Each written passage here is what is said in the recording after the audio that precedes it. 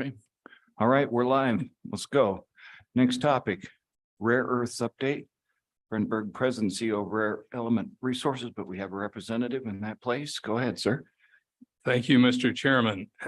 For the record, my name is Paul Hickey, and I'm appearing in lieu of Mr. Brent Berg. Brent sends his apologies to all of the committee. He was intending to be with us today. His flight was canceled yesterday afternoon, and that's why he wasn't able to get here by the time of today's meeting. But as you know, Mr. Chairman, and as co-chair Representative Burkhart knows, he's readily available at your conveniences and on your schedules. And as you two have had a chance to tour the facilities at Sundance and Upton, we welcome the chance to host any of the other members of the committee or the legislature that would like to have that opportunity. Let me just sort of back away for a minute and put a perspective here that this is an incredibly exciting opportunity, not just for Rare Element Resources, the company that I represent, but a wonderful opportunity for the state of Wyoming. And why is that? I think you folks as the policymakers understand that as well as anyone in the state. We are finally looking at a real opportunity to diversify the economy in this state.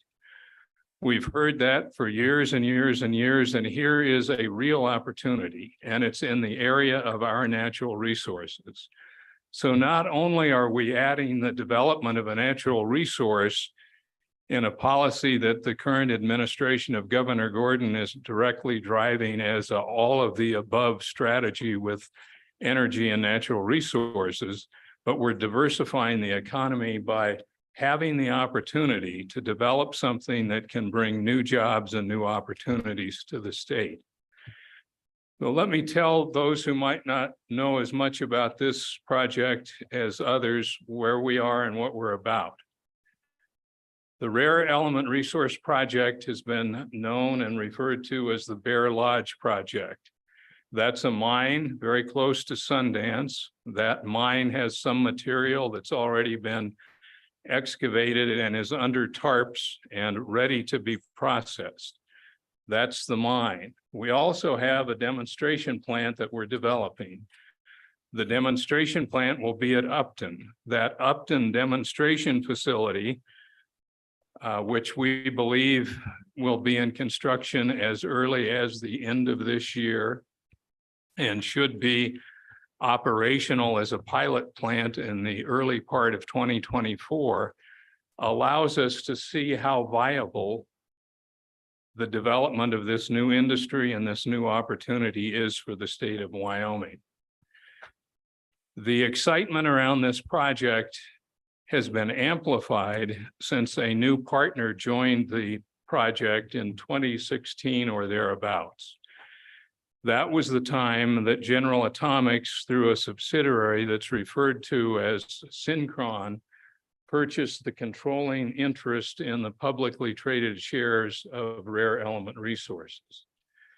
So what was lacking until that time of having an adequate funding source or adequate capitalization of the venture was addressed in this partnership that then formed between Rare Element Resources, the new partner, General Atomics subsidiary, Synchron.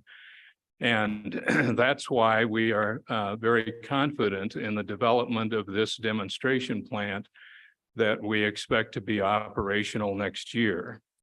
Let me tell you why this project is not only exciting to the state of Wyoming, but why it's critical to the United States and why this has such a strong endorsement from our congressional delegation. As all of you are well aware, China dominates the industry of rare element resources. Let me just share with you some of those statistics very quickly. In 2022, 65% of rare earths were mined in China, 86% were refined in China, and over 90% were manufactured in China.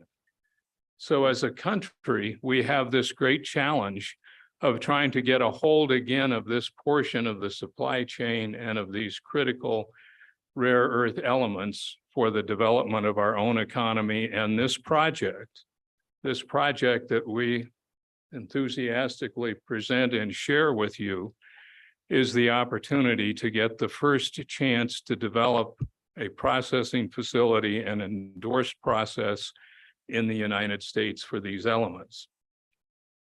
As I think many of you know, the project at Upton is a joint federal, state, and private industry project.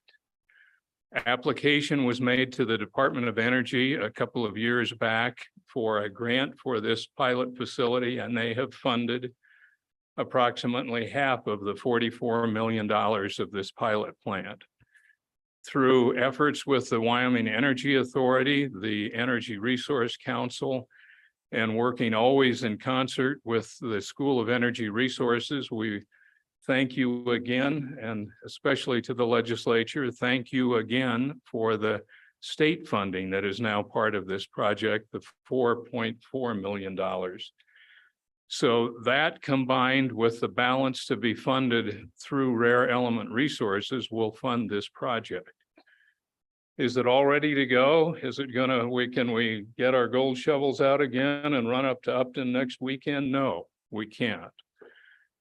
We've got a couple of things to happen first, but we're optimistic about those happening in a positive way. The first is this month, the NRC is to issue the license for this facility. We're down to 2 weeks left in this month, but we still believe that we will see before the end of July that important license that allows this demonstration plant to go forward. Then the final hurdle will be an environmental review, and that will be under the auspices of the Department of Energy. We expect that to happen this fall, and after that happens, then the construction can begin. So are we making something out of whole cloth? Are we trying to reinvent something, or what's the status of developing this plant? There again lies the advantage of having an organization the size of General Atomics as a partner and a controlling shareholder of this venture. General Atomics has facilities in Dresden, Germany that have already tried and proven the ability to separate rare earth elements. That venture is going to develop the plant that will be sent to Texas, where it will be fabricated and palletized and then sent to Upton. The engineering services, the scientific services, and the investment in those processes has all been made.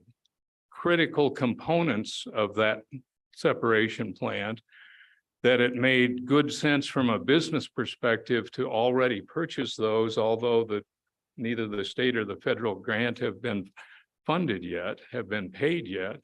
Those purchases were made by the company because it made business sense. So we're going to do this, and we have every reason to believe we'll have it operational in 2024. So in concluding, let's just take a second and look at what the operation of a pilot plant of this nature in Upton, Wyoming means for the state of Wyoming. First of all, we will be able to demonstrate a unique high efficiency process in order to provide a domestic capability to separate and refine individual rare earth elements. Today, there is no such facility in the United States. We will be able to develop the Bear Lodge project for a domestic source of rare earth elements. Once the demonstration validates the process and shows that this can be done, then energy and resources can be redirected to the development of the mine and the materials that constitute the rare earths under the ground outside of Sundance. As I mentioned in my initial remarks, there is already excavated a sufficient volume of rare earth elements to operate at the demonstration plant. Those are under tarp and only need to be placed on a truck to get them to the demonstration plant at the point that it is constructed. So this is all key to putting us in some place to begin to compete again with a foreign power that controls our markets in these critical materials. So we thank you for partnering with us on this venture. We thank, of course, the Department of Energy for being a part of it. And we look forward to further reporting to you at any time, whether it's at your committee meetings as the joint committee, whether it's during your session, or whether it's hosting all of or some of you to a tour of the facility. We also want to give another shout out and another thank you for the efforts that you undertook in the last session of the legislature to add to the agreement state status these materials. And we look forward to working closely with the Wyoming Department of Environmental Quality and seeing that this is a responsibly developed mine and that the materials that we will hopefully be developing to offer into these markets that are currently lacking domestic rare earth elements are presented to those markets, and that the state of Wyoming can celebrate with rare element resources the further diversification of our economy and the development of a new natural resource industry.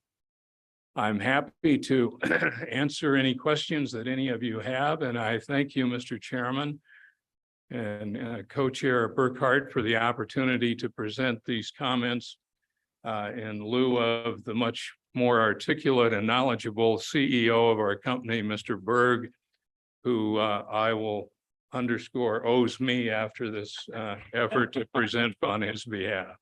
Thank you, Mr. Hickey. I think Mr. Berg would be well pleased with the presentation, and he does owe you, because that's what they have going there is very interesting. When we toured there earlier this summer, suggested that to one of the state legislators up there, I said, you should start early as this develops, working the permitting and the discussions on the changes with any county roads, state roads, because there was some trucking involved, and working with the neighbors.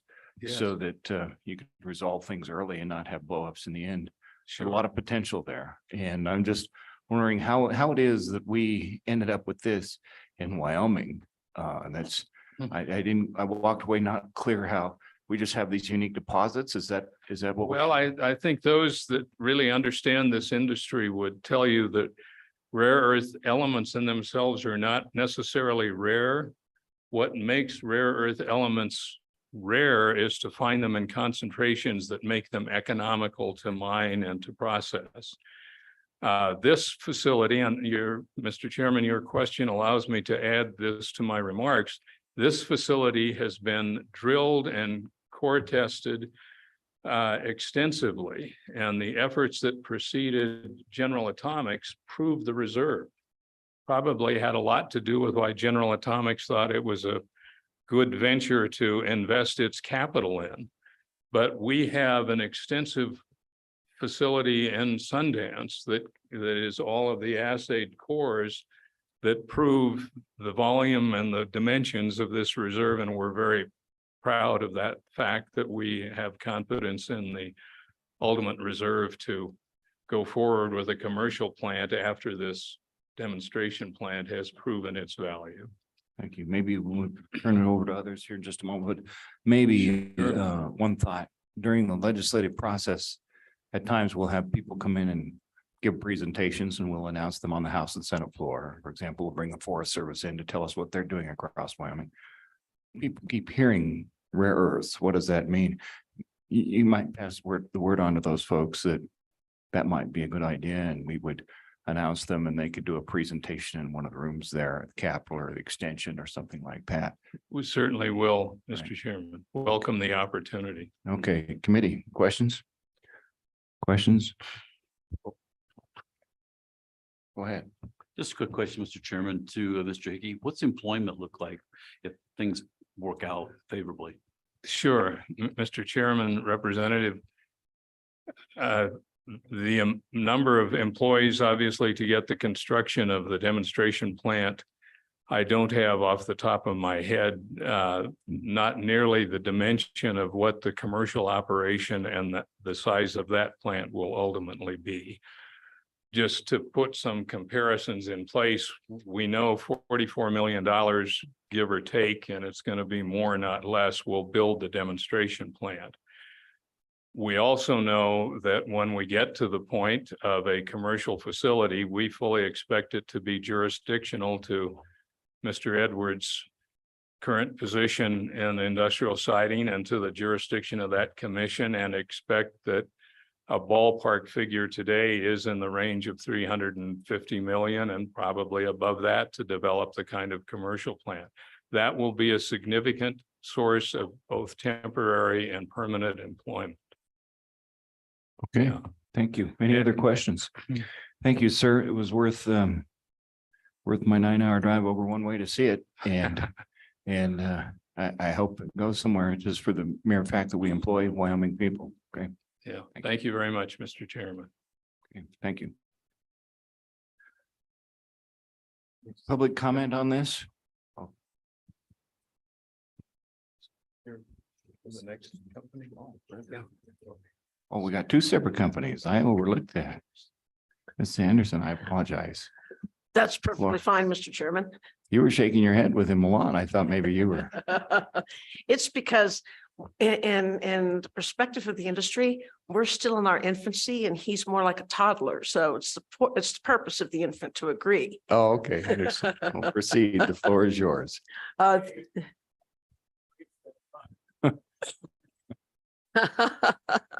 Thank you very much, Mr. Chairman. On behalf of American Rare Earths, I thank you and the committee for giving me the chance to introduce you today to a project that perhaps you have not heard as much about.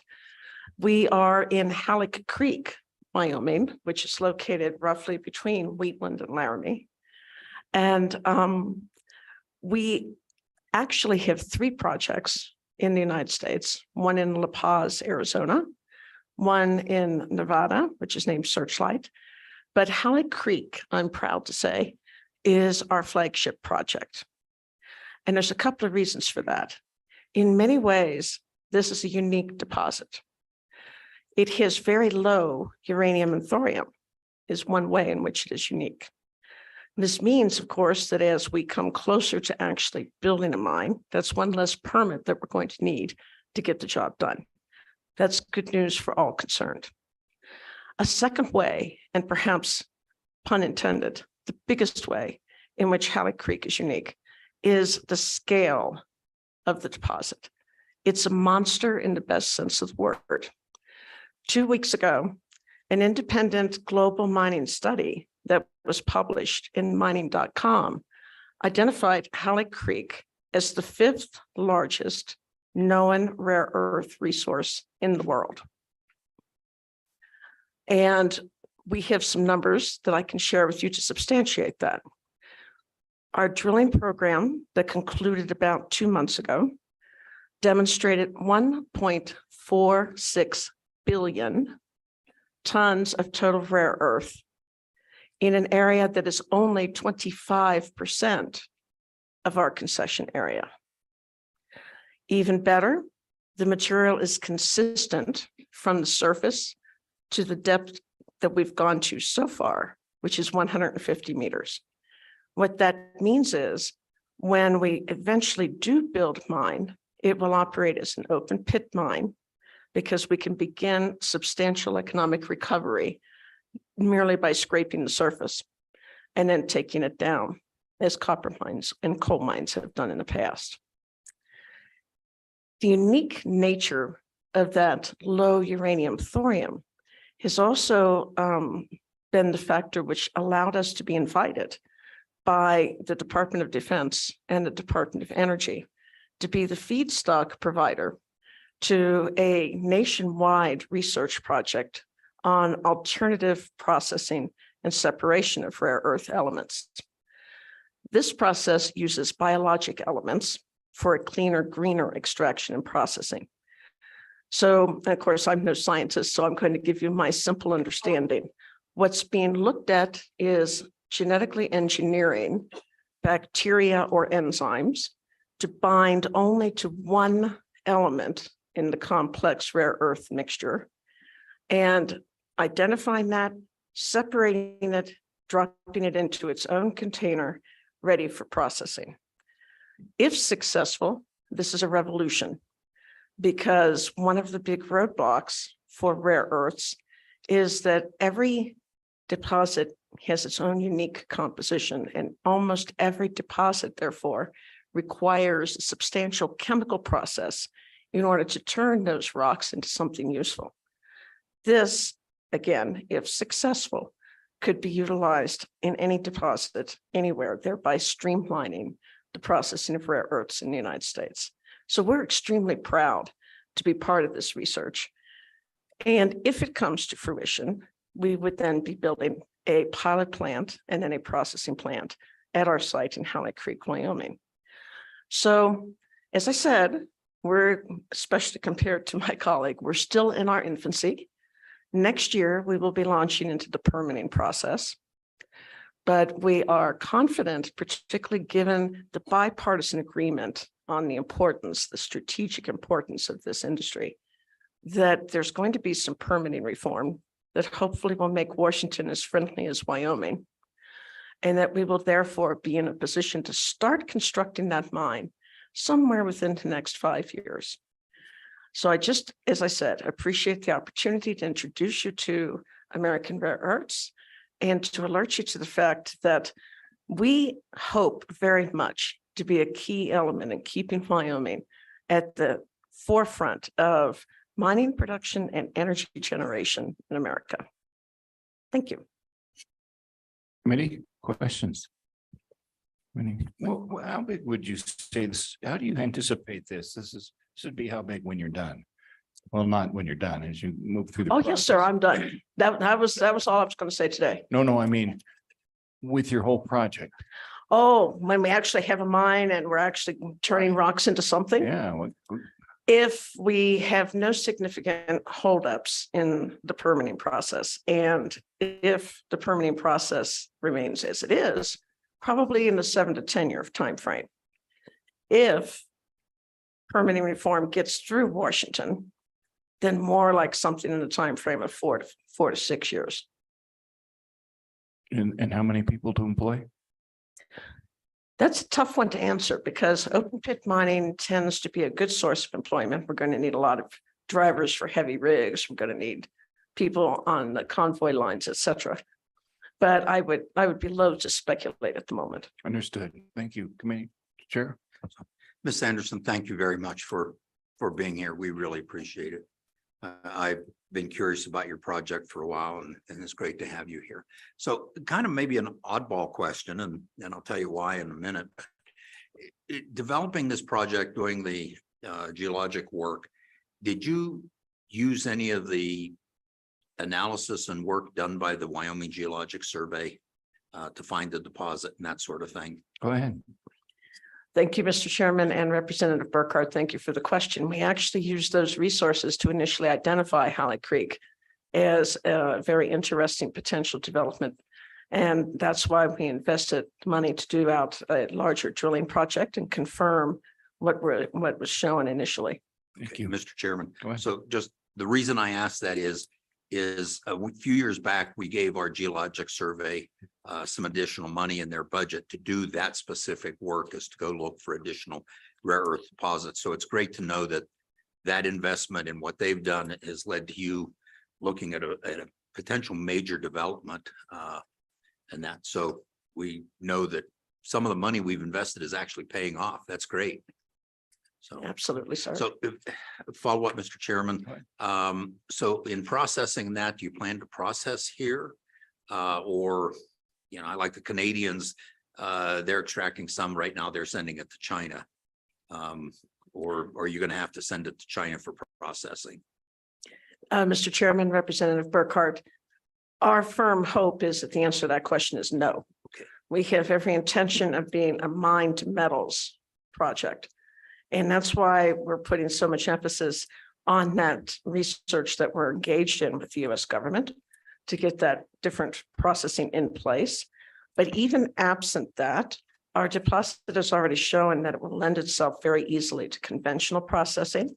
So we will, one way or the other, be building a processing plant here in Wyoming because we are seized, and I can speak to this with a particular passion because I was in the foreign service for this country for 21 years.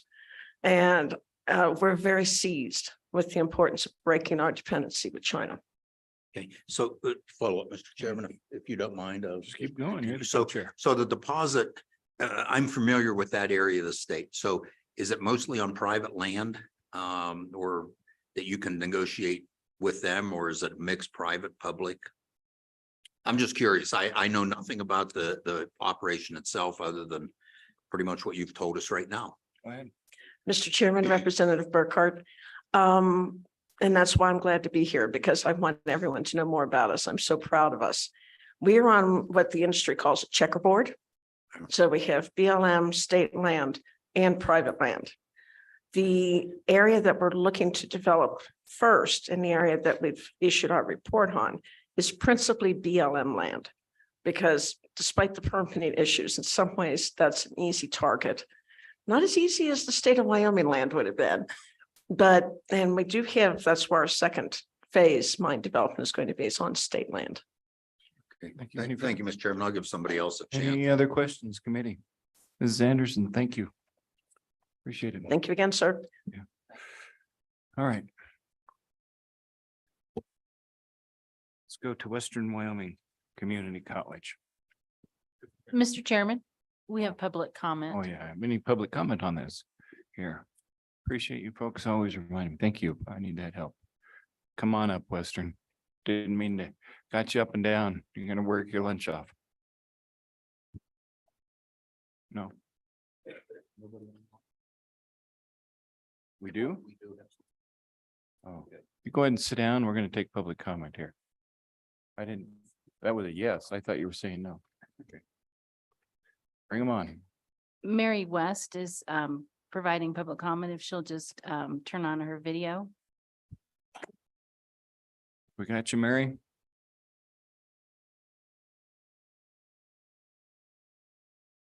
Mary West, have we got you? Can you turn on your video?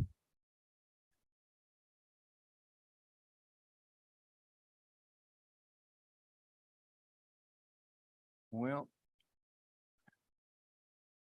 Let's wait a minute more. Mary, why don't you give us an email? We can't, you're not coming through on your video. You can pull up the committee and submit a comment as that as well. Let's do that. Let's keep moving. We've got a lot to do this afternoon. Thanks, Mary, for checking in. All right, Western Wyoming Community College. I apologize to our college president yesterday. I think you were trying to say, welcome to our school, and I cut you off because we were going through those introductions pretty fast. Apology accepted, Mr. Chairman, and I hope everyone is enjoying their stay at Western. We're thrilled to have you. Yes, thank you. And go ahead, and you can introduce yourself and your colleagues as though we don't know Thank them, you. but we know them. Go ahead. Thank you, Mr. Chairman. My name is Kim Dale, and I am the president here at Western Wyoming Community College. And I am joined by two esteemed colleagues. To my left, we have Mr. Ron Wild, who is with Rocky Mountain Power, and Mr. Fred Von Ahrens is to the right of me with Genesis Alkali, and they will be helping present a few slides to you to discuss and showcase some of the workforce projects that Western has been actively working on. So Okay. we do have some slides to share. And if we could go to the first slide, please. I like to begin with just some fast facts about Western for those of you who might not know those facts about our college here. We are celebrating our 64th anniversary this year. And we do have 520 employees, which about 200 of those are full-time. So those others are a variety of our adjunct faculty, but also we have a number of part-time staff members as well. We have 18 transfer programs and 50 career and tech ed degrees and certificates. And of course, we have our first Bachelor of Applied Science degree in business with two areas of emphasis. One is a general organizational leadership track The second is one that was developed specifically for those folks working out in the mines. So it's an industrial management track. And those latter years are all online so that folks can take advantage of that training at any time because of the shift work that's involved. We have about 2,500 credit students at Western, and you can see the percentages on the slides there. You can see the majority of our students are part-time. And when you look at the average age of about 23, we are factoring into that percentage our dual and concurrent enrollment students, which can be 17, 16, 18 years old. So in fact, on our campus, we're looking probably at more of an average age of about 25 years old. And so this next bullet is really kind of a fun fact to share with you because as the president of Western, I have yet to be able to report this to the legislature and my board and community that for the first time in 11 years, we are seeing enrollment growth. And when I created these slides, we were at a 12% increase in headcount. That's settled down to about 10% right now, but that is significant. And we're very excited about that. You can see our annual operating revenue, or excuse me, budget. And there we have our economic impact to the service area of $121 million. And I think most of you know that Western does represent 29,000 square miles. And so here you can see that map, which I really like to show folks the map. So you have the visualization of our community colleges in the great state of Wyoming. And in this updated map, you can see that Gillette College has been added. But if you take a peek to southwest part of the state, you can see Western service area, and we have 11 different outreach sites. So we do our very best to serve all of those students, super rural areas to the booming metropolis of Rock Springs. Next slide, please. I also like to share with folks just the big picture about the mission of the comprehensive community college. So in the state of Wyoming, we have comprehensive community colleges. What the heck does that mean? It means that we do both transfer education and career and technical education in one setting. So if you go to some of our neighboring states, take a drive over to South Dakota, you might have a student that goes to a technical college to get those, high wage, high skill, high demand skills for their jobs, and they complete within 2 years. And then you might have to go to a separate school for your transfer education. How many students really don't know either or? So I'm proud of the fact that we have comprehensive community colleges where a student can come and explore. And they may choose to get this general transfer education degree. And I like to point out, because in higher ed, like with all industries, we like to use a lot of acronyms. So what is an AA? It's in the transfer category. An Associate of Arts and an Associate of Science degrees are designed to transfer, period. They're not terminal degrees. But then you can see what we offer in career and technical education as well. We have an Associate of Applied Science. That's the AAS degree, which you just heard me talk about the BAS degree. The AAS transfers to a BAS without any issues with transferability. So there's no loss of credits, et cetera. It's just seamless and happens right here at Western. This is a typo in my slide. I apologize, but we have an associate's degree in nursing. That should be ADN, and that does transfer to a BSN. And we have a very, very robust program with the University of Wyoming for that transferability. And then, of course, we have short-term certificates. It can be anything from 1 semester to anything up to 2 years. We also do developmental education, which is going to be very interesting as we see our pandemic generations coming forward. How many students are going to be coming to Western and any of our colleges, including universities, that are in need of supplemental education because they didn't quite get what they needed in their math area or their English area. And then, of course, continuing education is something Western does a ton of. That's where We have our industry partners send their employees back for what we call non-credit training. They're not in a credit bearing program, but they need that extra training in whatever, safety, MSHA, et cetera. So we do a lot of that. So if you see a number that I say there's 2,500 credit students, you could probably nearly double that when it comes to the non-credit students as well. Next slide, please. And then regarding, we'll just get into our workforce training projects right now. I wanted to update everyone on the health sciences edition. So we were very blessed and fortunate that the legislature helped fund a new health science addition to this building. We will be breaking ground on that in early 2024. We had hopes of doing that in 2023.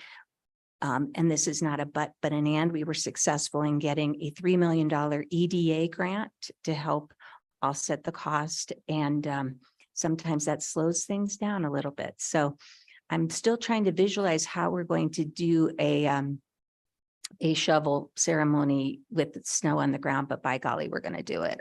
We're doing it. So we can look forward to that. But this is where our registered nursing programs, certified nursing assistant programs, and phlebotomy programs will be housed in the near future. So with that, what I'd like to do is go to the next slide, please. And before I turn it over to Mr. Wild and talking about our Powerline technology program, I want to point out on some of these slides, you're going to see a little logo, and it's going to say the Wyoming Innovation Partnership. And that means that the Wyoming Innovation Partnership has helped fund this, if not fully funded these projects. And this is the first one that we want to showcase that would not be possible without the funding of the Wyoming Innovation Partnership. So with that, if I could, Mr. Chairman, turn it over to Mr. Wild, and he can speak a little bit about this program. So the Powerline program came about through the vision of Dr. Dale. The first conversations on it were actually held pre-COVID. And then the world kind of fell apart and things got delayed for a bit. And coming out of that, though, we came back together and we started building the team to put it together to move it forward. And we'll go into a little more detail on the next slide as to who all of is on that team. But without all of the partners coming together and working with Western Wyoming Community College on this, it wouldn't have happened. And we went from having no program to graduating our first cadre this year in a very, very short period of time. I want to say that we put together the class and had it filled within a year, and then graduated the first 4 members that wanted only a certificate this year, and the other 3 have gone on to get their associate's degree.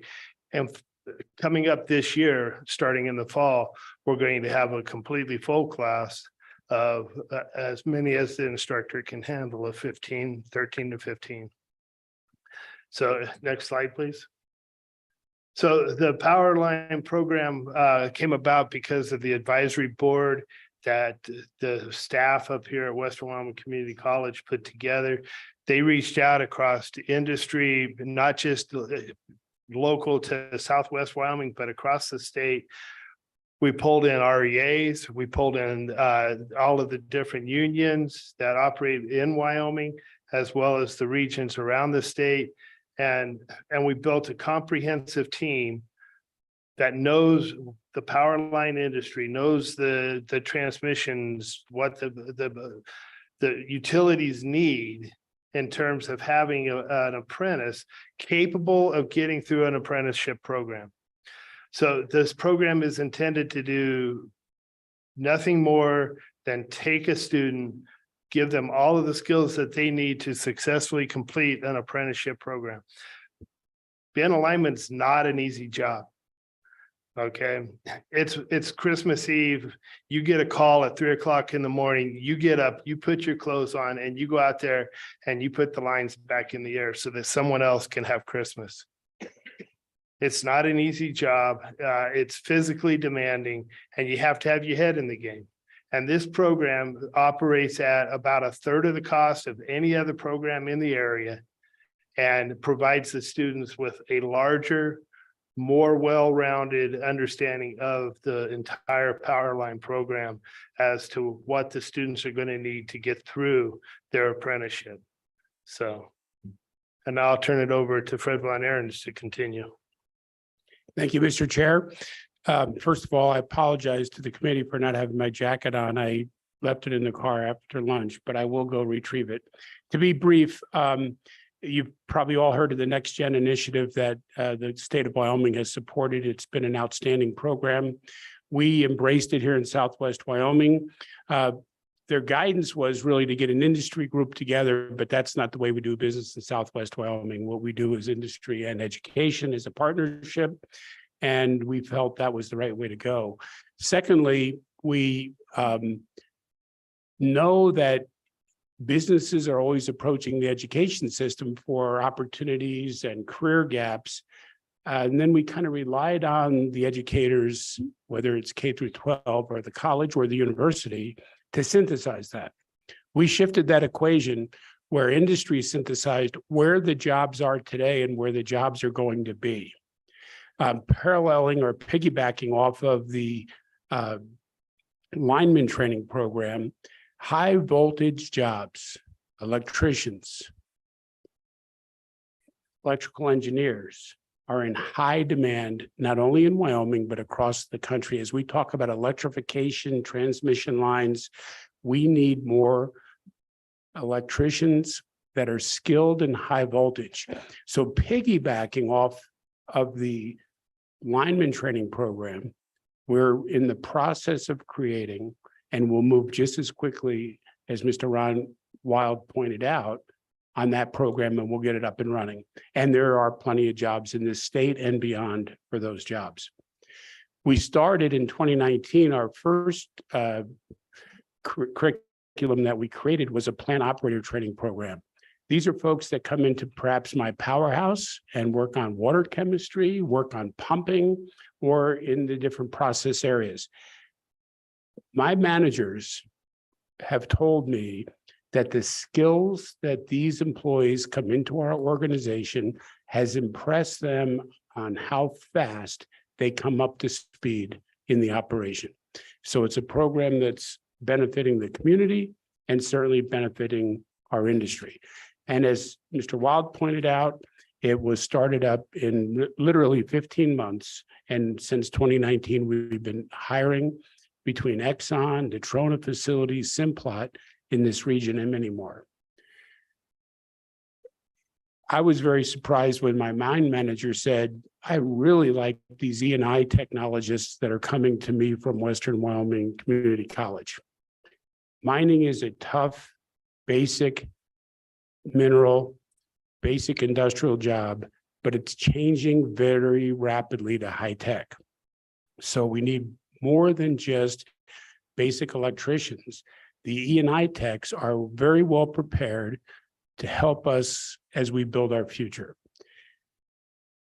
Dr. Dale and the college were being pushed for years to better utilize the Evanston facility, perhaps 4 years. And they took that, they're taking that program to the Evanston campus.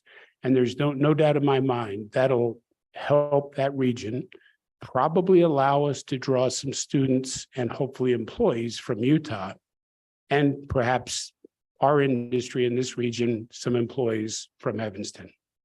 Thank you. Back to you, Dr. Dale.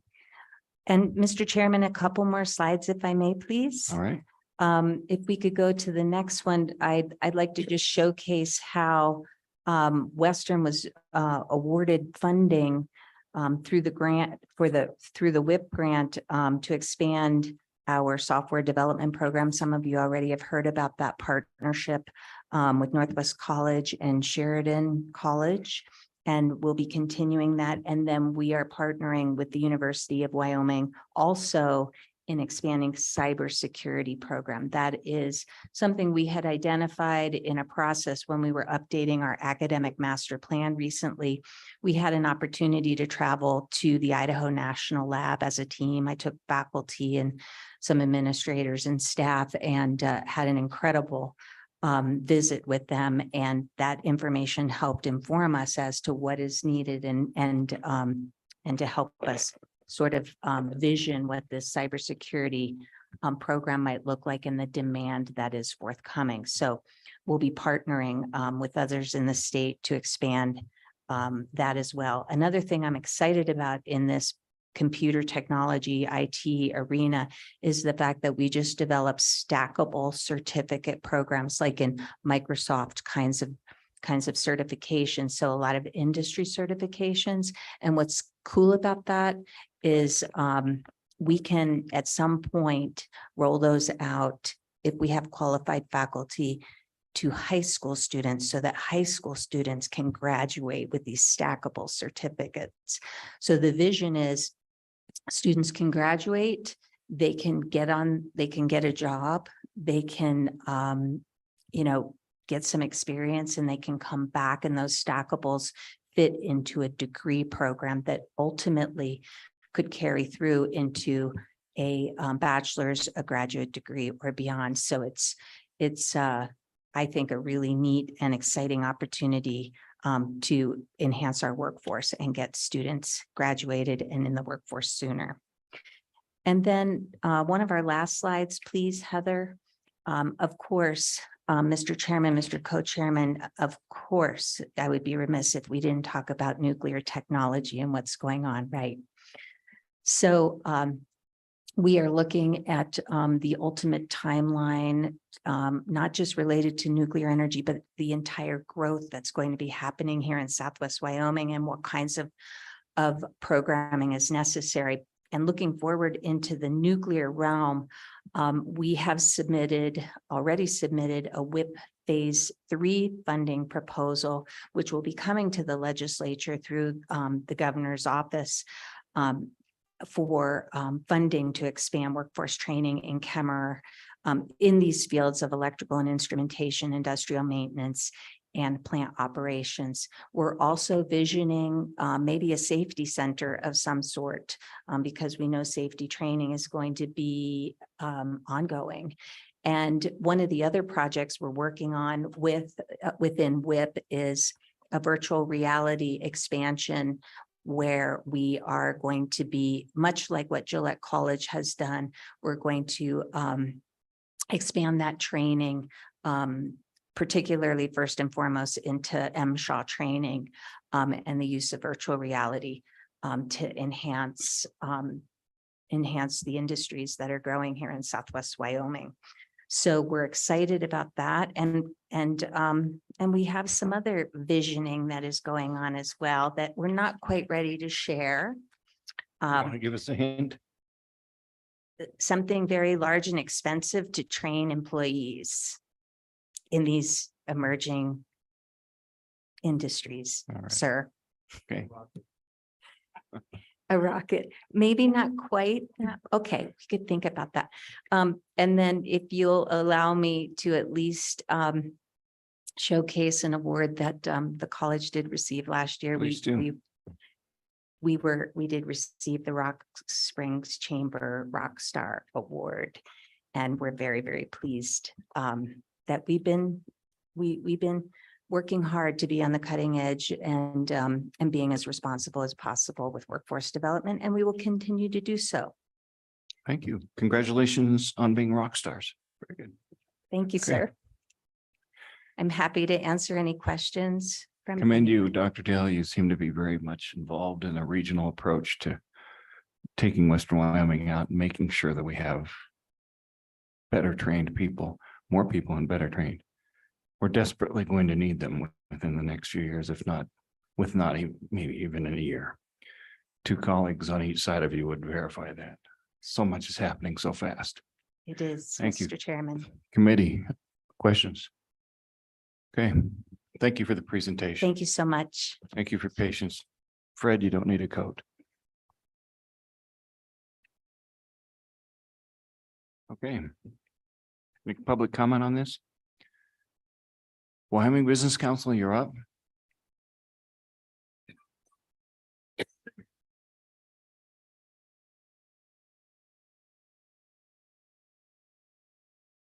Welcome, Mr. Durrell.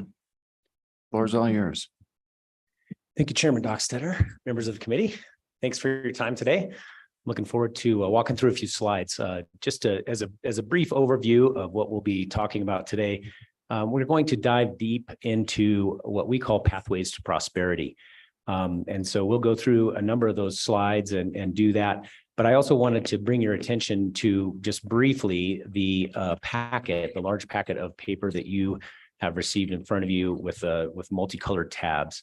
You don't have to follow along with that. This is supplemental information that you can utilize to do more research on it and understand some of the basic and foundational elements that we're utilizing for pathways to prosperity. But the key here is that the information that I'll be sharing at a high level on the screen is supplemented by these pages here. So there are a number of sections, and those are in response to Chairman Burkhart's email from July 5th, looking for some more specific information, but I'll keep things at a high level and keep things moving.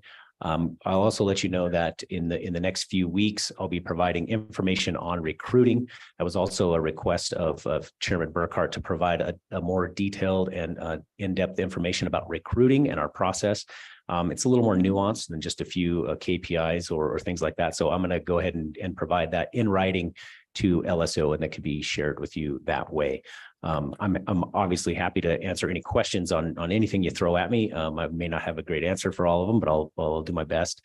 But in the meantime, we'll walk through these slides. Thank you. So as I said, we'll jump into this next slide here, if I could. One of the things that we always need to start out with is understanding the Wyoming economy at a high level. And at a high level, we're losing jobs. That's really all there is to it. And if you look at the slope of our line versus the slope of the United States line, it's not ideal. And ultimately, the economic activities that we've undertaken for a number of years have not really provided the result that we want. And so one of the things that we want. Josh, just real quick, we're not turning our back on you. We can't see that black screen really good, so we have to look at this one. So just, we aren't ignoring you. Oh, thank you, Mr. Chairman. I appreciate that. I could look at that one if you'd like, and then that would be even more awkward. No, but just wheel your chair around and throw questions at me at any point, sir. I'm happy to answer those. But one of the challenges that we want to address is what we call kind of the, not very eloquently, the jobs hole that is being created. And I think we can all feel that in some parts of the state. In other parts of the state, it's not as bad. But overall, we're really looking to fill this. And how do we do that? And if we jump to the next slide, we can kind of help you understand from a high level, we don't think that we can do that project by project. We are not going to be able to fix that with individual projects. It's going to take a systems approach to do that. And so, yes, we do want to create great jobs. Absolutely. And our projects, that is one of the main concerns of all of our projects. But ultimately, we've got to build that local capacity and remove barriers to growth. And the nice thing is that is really where that pathways to prosperity work is tailored, is to remove barriers to growth. And if you think about what we want to accomplish in our communities, we want to make it easy for them to grow, again, if they so choose, but easy for them to grow and in an environment where they can thrive. And so that great jobs, building local capacity and removing barriers to growth, really, ultimately, we want to focus all of our efforts around that. And so we're going to take a deep dive into that pathways to prosperity, or P2P, work that we're doing, and really kind of dive into that whole idea of removing barriers to growth. If we jump to the next slide, you're going to see a little bit about what we call jobs times wages. And that's one of the indicators that we utilize as we are looking at projects in a community. What are the jobs that are created and the wages of those jobs. And we want to make sure that those are great jobs, that those are increasing. And as you can see over the last few years, the 5-year rolling average, it has increased pretty dramatically. And that's because we've really taken a hard look and said no to a number of projects that wouldn't have created great jobs and said yes to a number that would. And so we're going to continue to do that. But again, those are the direct results that come out. But ultimately, we've got to create the environment in which many different locales and economic developers around the state can utilize those policies and funding mechanisms to do these in their communities. Now let's jump to the next slide if we could. And again, one more. All right, well, let's jump into the budget. This is a pretty high level. We intentionally made those numbers, even though they're big numbers, we made the text small so that you'd have to squint and turn your back on us. But ultimately, I wanted to, at least from a high level, give you an idea of where that money came from. That money for this project, which again is really intended to develop a new system for doing economic development, not necessarily a project or a report. $1 million of the 3.9 total came from an EDA grant that is intended to help us develop a statewide economic development strategy. And that SEDS, as it's called, will allow our locales to put in for grant money and really kind of function at a federal level for grant money, which is really important to us. So we're utilizing $1 million from the EDA, which is federal money. And then we're also using the remainder of the money, that $2.9 million, was also from ARPA, but that was money that was done as a, you probably recall the money that was our revenue replacement funds from ARPA. So those were federal funds as well. So in a way, they're state dollars because we can use them as state dollars, but those came from the ARPA funding that we received as a state. I might stop there just because budget, I always look at scope, schedule, and budget as pretty important things. And if there are any questions on the budget, I'd be happy to answer them now. Anything on the budget committee? Proceed. Thank you, sir. Next slide, please. All right. So speaking of schedule, here we are. We have been working for a number of months or over a year or now, or not quite a year, excuse me, on this particular project. And one of the things that is happening is there are a lot of activities going on in a number of different work streams. And we'll talk about work streams here in a moment.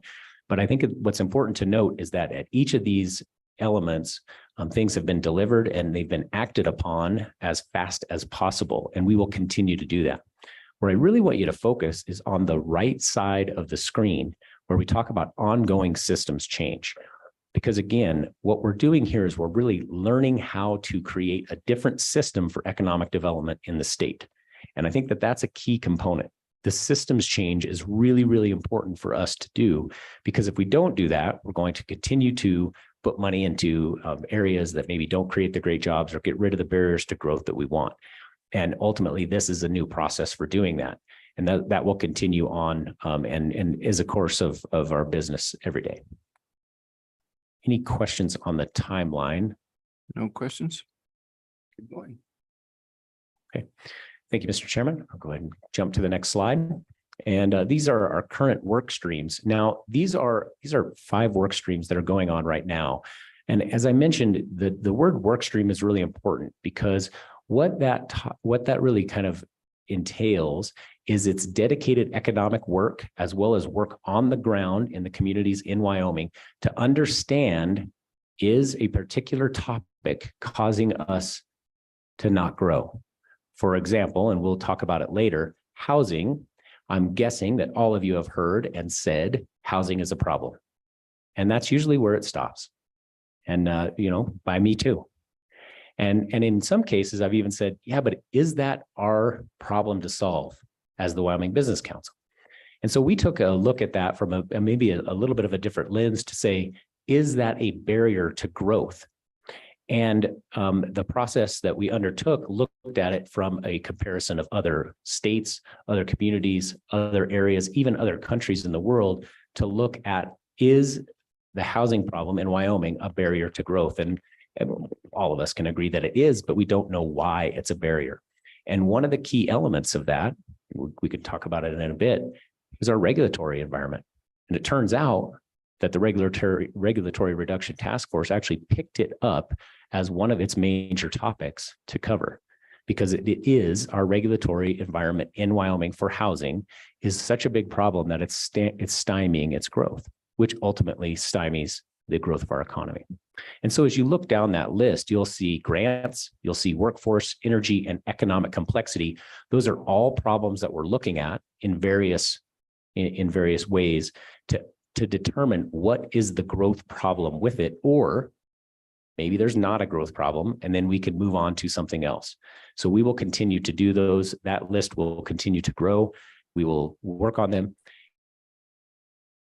And I think one of the important components here is that we will not just use this information and set it on a shelf. We've already began looking at how do we use this information in our decision-making for investments that we make, for programs that we do, and where we spend our effort and time in the state. And I think that that's a key component. We're going to take the information to action and make that as short as possible, because we know that economic development takes a long time. And if we don't act on this information and start making decisions with it, what's the point of having it? Before I move on, any questions on the work streams? I think you're good to go. Yes, sir. Go ahead, JT or Representative Larson. Thank you, Mr. Chairman. So just looking at the goals looking forward for your housing sub-challenge work stream, it mentions Cheyenne, Laramie, and Casper. Why aren't other communities involved in that? Go ahead. Thank you, Mr. Chairman. Representative Larson, that's a great question. I think for us, it's looking at scope. That doesn't preclude any other locale from utilizing this information. And of course, our regional directors will be utilizing it as well. But those are the three areas that we have looked at where we think that there is some reform that could happen quickly, or some areas of opportunity that we want to tackle. And so that's why we're really looking at those. But great question. Again, it doesn't preclude anyone, but what I will say is that we want to make sure that we go into each community and look at its nuances and its differences and apply things appropriately, rather than trying to make a blanket across the state. Okay, any further questions? As we leave this topic or go through the housing situation, it's not just maybe availability of housing, it's the cost. We don't have in my neck of the woods, a little further to the north, there's nothing affordable, nothing, if you can find it. Is that a factor that you look at? Yeah, Mr. Chairman, that is part of the data that we provided in the housing note.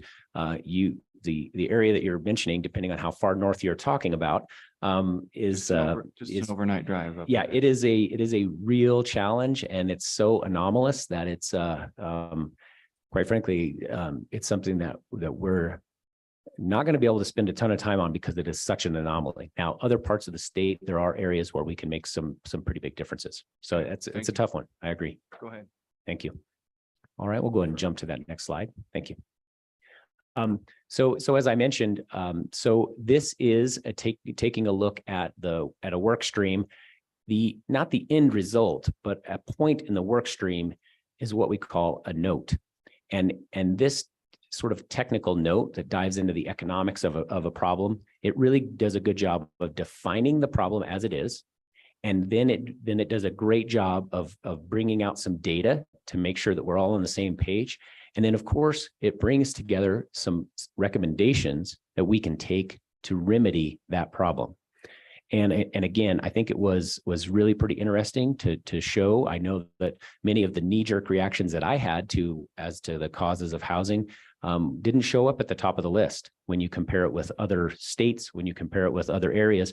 And really, it was some things that I didn't really fully understand at first. And I think that's a really good thing. I think a lot of these were supply side challenges, not demand side. A lot of times the programs we think of are demand side, and it really showed that inelasticity of supply with the market. And I think that that's important. So this is included toward the end of your packets. And we put some tabs in there in case you wanted to jump around and not read on your drive home. But you can, if we jump to the next slide, you can see not only the executive summary, but some of the key problems that are there. And in some cases, it's a bitter pill to swallow. And the way I think we're looking at it is that some of these are maybe not our problem to solve, But it's good for us to share that information. It's this is not done in a vacuum. There's a housing task force that we've been working closely with. But again, it also allows us to then utilize this information in the decisions that we make and where we make them. And I think that that's a key element, is that, you know, we all kind of have to utilize the levers that we have. And these notes allow us to do just that. That's it. That's all of it. We'll just go ahead and jump ahead if we could. Again, as I say this, I know I've said this a few times, but I think it's really important for all of us to understand that we are creating a systems change, not just programmatic changes, not just policy changes, but we're creating a system change as to the way we are looking at barriers to growth. And this is going to carry forward. And of course, with the help of this committee, is going to result in new programming. It's going to result in new policies, and it's going to, you know, hopefully result in a kind of an unlocking of growth in the areas that we can. And so I think it's key to know, because sometimes it looks slower on the surface because it's not going to grab a headline. It's not going to, you know, create something that's really whiz bang in the moment. But what it's going to do is it's going to create a process that can be done on a local level, that can be done at the state level, and ultimately, again, solve those barriers to growth. So the next steps we have, and if you just go ahead and click through these, there's the next. The animation might not have shown up, but again, it's to continue to utilize the information that we have to make policy decisions, to help develop and craft the best policies. In some ways, we have some of those right now, and we're going to continue with them. But it's also to make sure that we are looking at the big picture of where we are with our economy, and making sure that we're looking at how do we get rid of those barriers to growth. And I think it goes back to working closely with this committee when those changes occur, because as they roll out, we are going to need to have close communication and understand where some of these things fit, because frankly, they may not fit with this committee. They may fit with the task force or another committee in more appropriately. And we want to work closely so that we can make sure that these findings get to the hands of the people that need them most. Before I move on, I did want to kind of talk a little bit more about that whole topic of a systems change, and really making sure that we're kind of all on the same page on that. You know, a couple of weeks ago, I was at a board meeting and someone asked me, so sum up economic development in 30 seconds. And it's a really good question. And it's a challenge to do in some ways. But as we sat and talked about it, we realized that economic development is really, really simple. It's about preparing your communities for growth. And from a state level, that means, how do we help communities with the policies, the investment mechanisms, and the programs so that they can prepare for growth? Now, I think all of us can agree that we want strong communities. All of us can agree that we want our communities prepared for growth. That's ultimately what we're all working to do. And again, if we utilize this system to do so, I think it will be not just the Wyoming Business Council's budget that's pushing forward, but I think it'll be our locale's budgets, and it'll be our private budgets. And all of these things working together will ultimately create resilient communities. But we're not going to do it alone. It has to be working with all of the communities and doing it that way. And I just appreciate the time here today. I appreciate giving you a taste of what's going on with P2P. And I'm happy to stand for any questions that you might have. Thank you. Questions for Mr. Durrell? Questions? Yes, sir. Go ahead. Thank you, Mr. Chairman. Mr. Durrell, we really appreciate your time. I think certainly conceptually, a lot of what you're talking about makes sense. My question is, on that housing thing, have there been discussions between your office and the governor's office about what role is the business council going to play in this housing thing? If so, to what extent? What does that look like? Mechanisms, dollar figures, all that stuff. Mr. Durrell? Yeah, Mr. Chairman, Representative Western, that's a great question. And yes, we're part of that housing task force. It's not something that we are undertaking, but we are part of that task force, and there are a number of people working on that, along with the folks at WCDA and a number of people in the governor's office.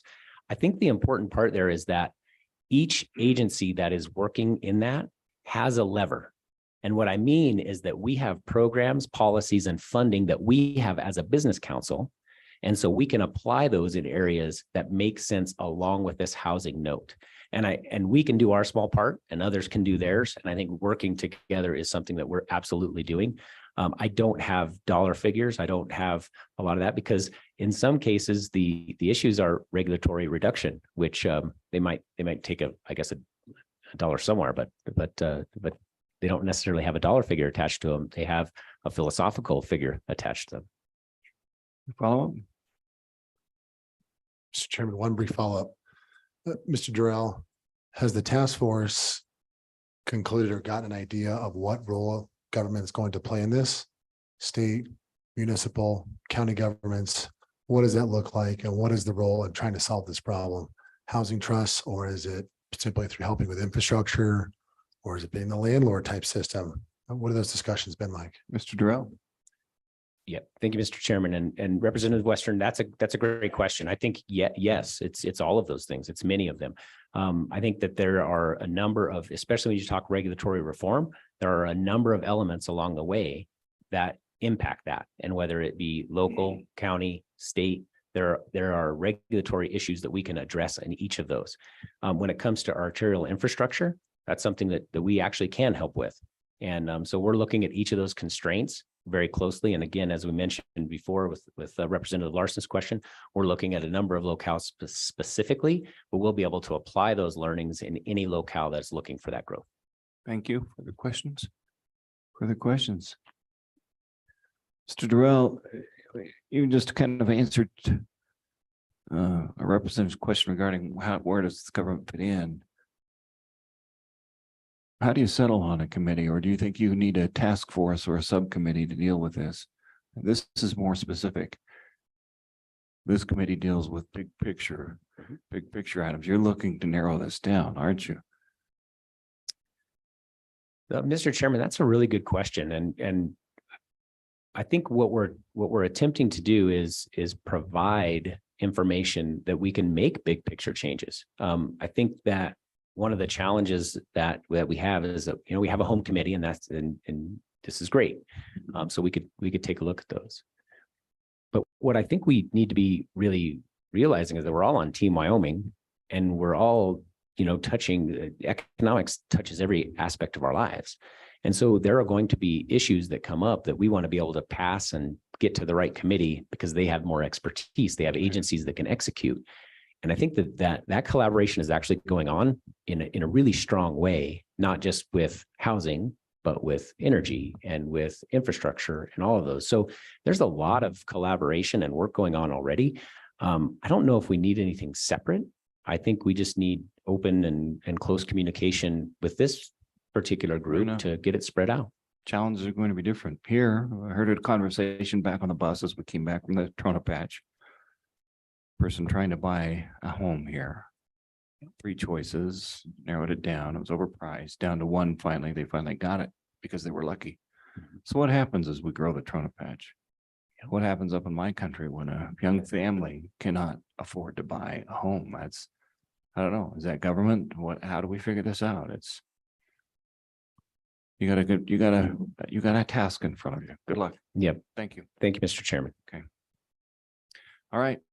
That's it. Any public comment in regards to business council? That's it. Okay. Next up, Wyoming Energy Authority. Krieger, who has been patiently waiting to present and get on I-80 to the far east. Go ahead, sir. Congratulations on your recent appointment. You'll do well. Thank you, Mr. Chairman, members of the committee. It's good to see you all again in a different capacity now. I'm Rob Krieger, new executive director of the Wyoming Energy Authority. Before I get started too much, I do want to recognize that I have Chairwoman Wendy Hutchinson that I know was in front of you all in your last meeting here today, as well as board member Donna Lawrence, and many ex officios that serve on my board. I know a topic today we want to discuss is our coordination with other agencies. You all, Mr. Krieger, do you need any of these people up here for ground support? Are you good? Once we get to questions, maybe I'll see how nice you guys I'll are. let you go. Go ahead. But Mr. Chairman, for those of you who do not know me, a little background, I was born and raised in Casper, Wyoming. And I think a big piece of that is my mom served as a landman for an oil company there. And so I know very well fossil fuels and what they have meant to our past, to our present, and to our future. I think that's a huge piece when we talk about energy. But as the Wyoming Energy Authority, as you know, we are in charge of all the above energy strategy. So I've also recognized the opportunities we have with nuclear, hydrogen, these new sort of forms of energy that the state can kind of grasp and move forward on and lead and try to grow. So Mr. Chairman, today I'll go a quick overview. Again, I know a lot of this is discussed in camera, so given our time constraints, I don't want to go too much into the weeds.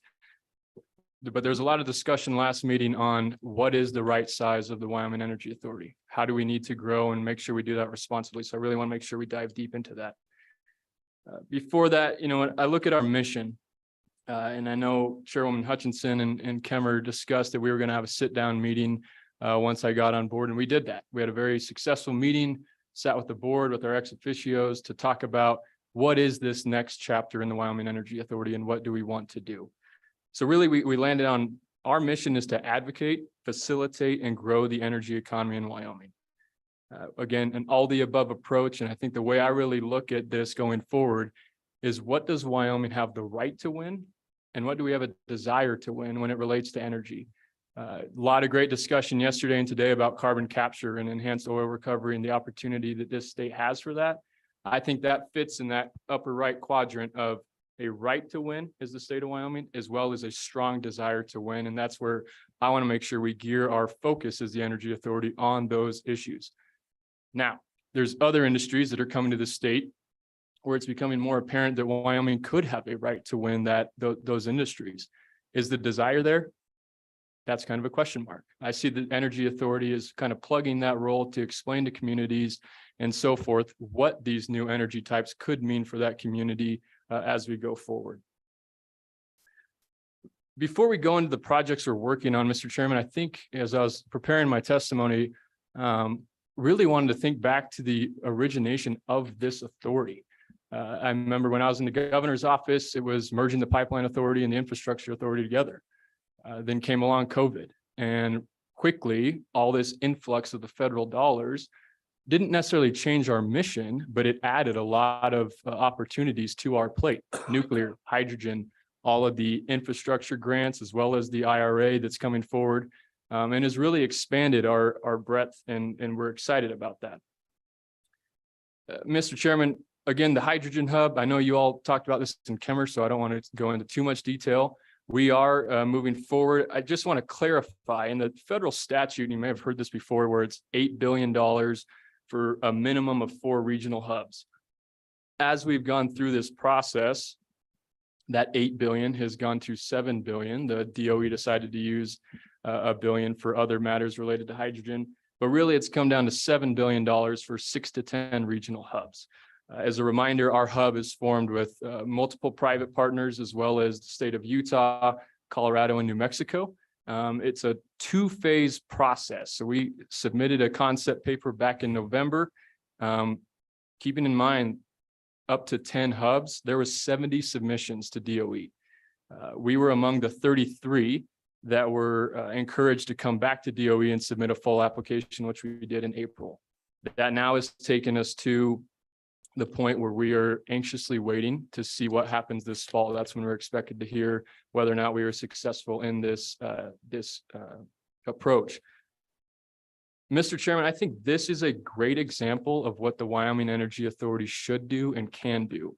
When you look at the Western Interstate Hydrogen Hub, the program director for that hub, for the WISH hub, is the Wyoming Energy Authority's program director.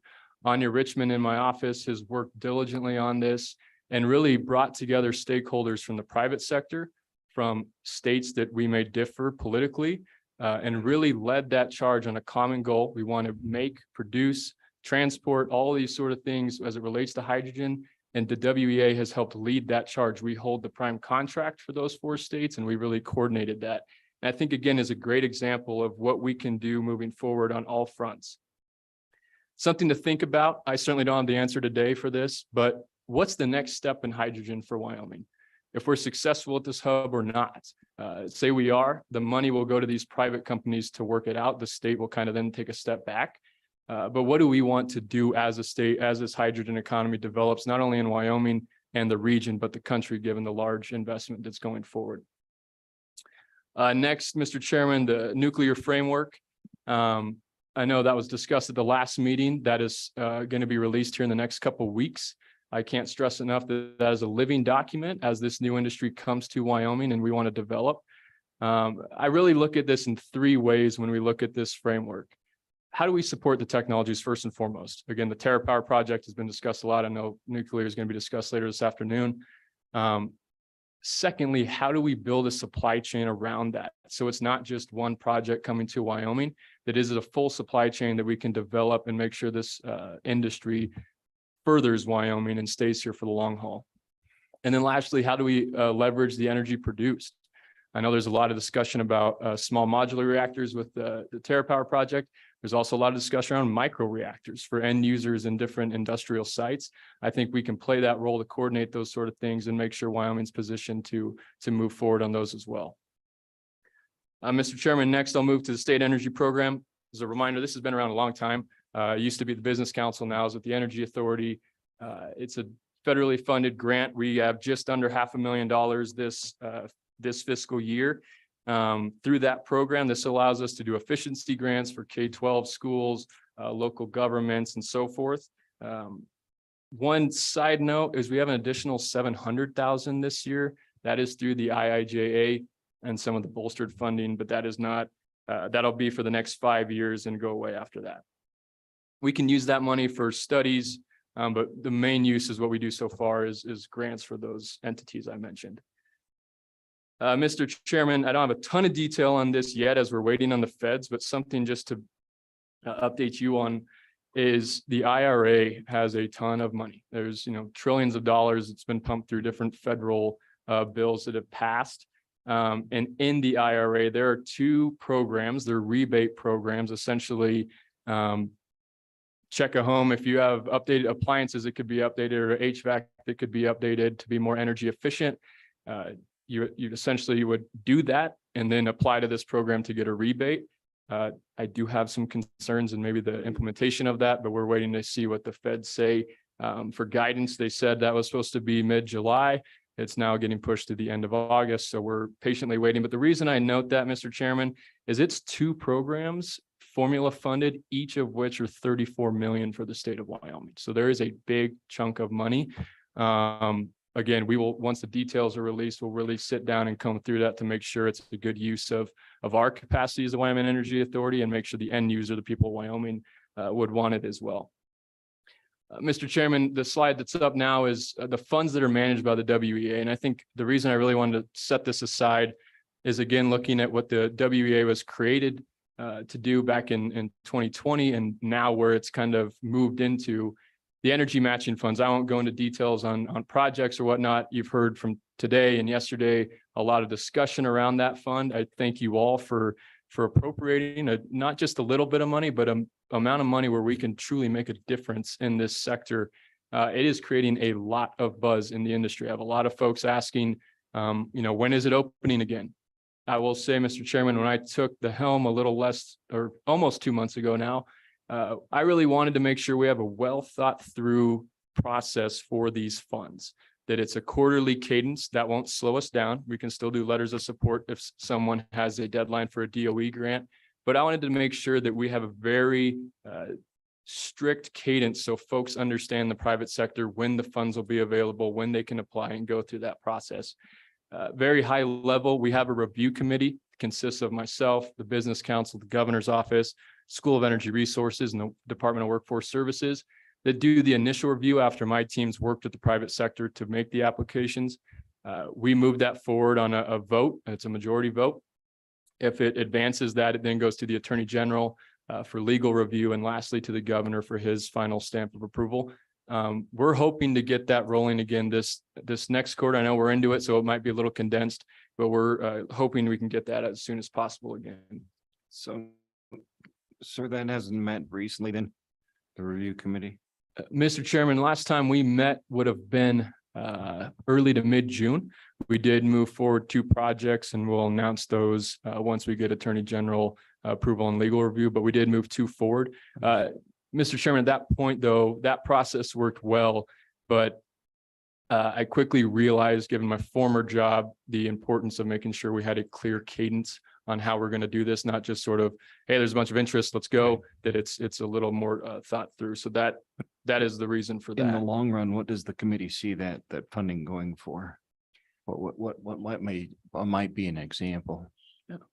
Mr. Chairman, I would say back to, again, the right to win, desire to win carbon capture. I know Dr. Kripke talked about this too. We are very well positioned to land one of these demonstration projects.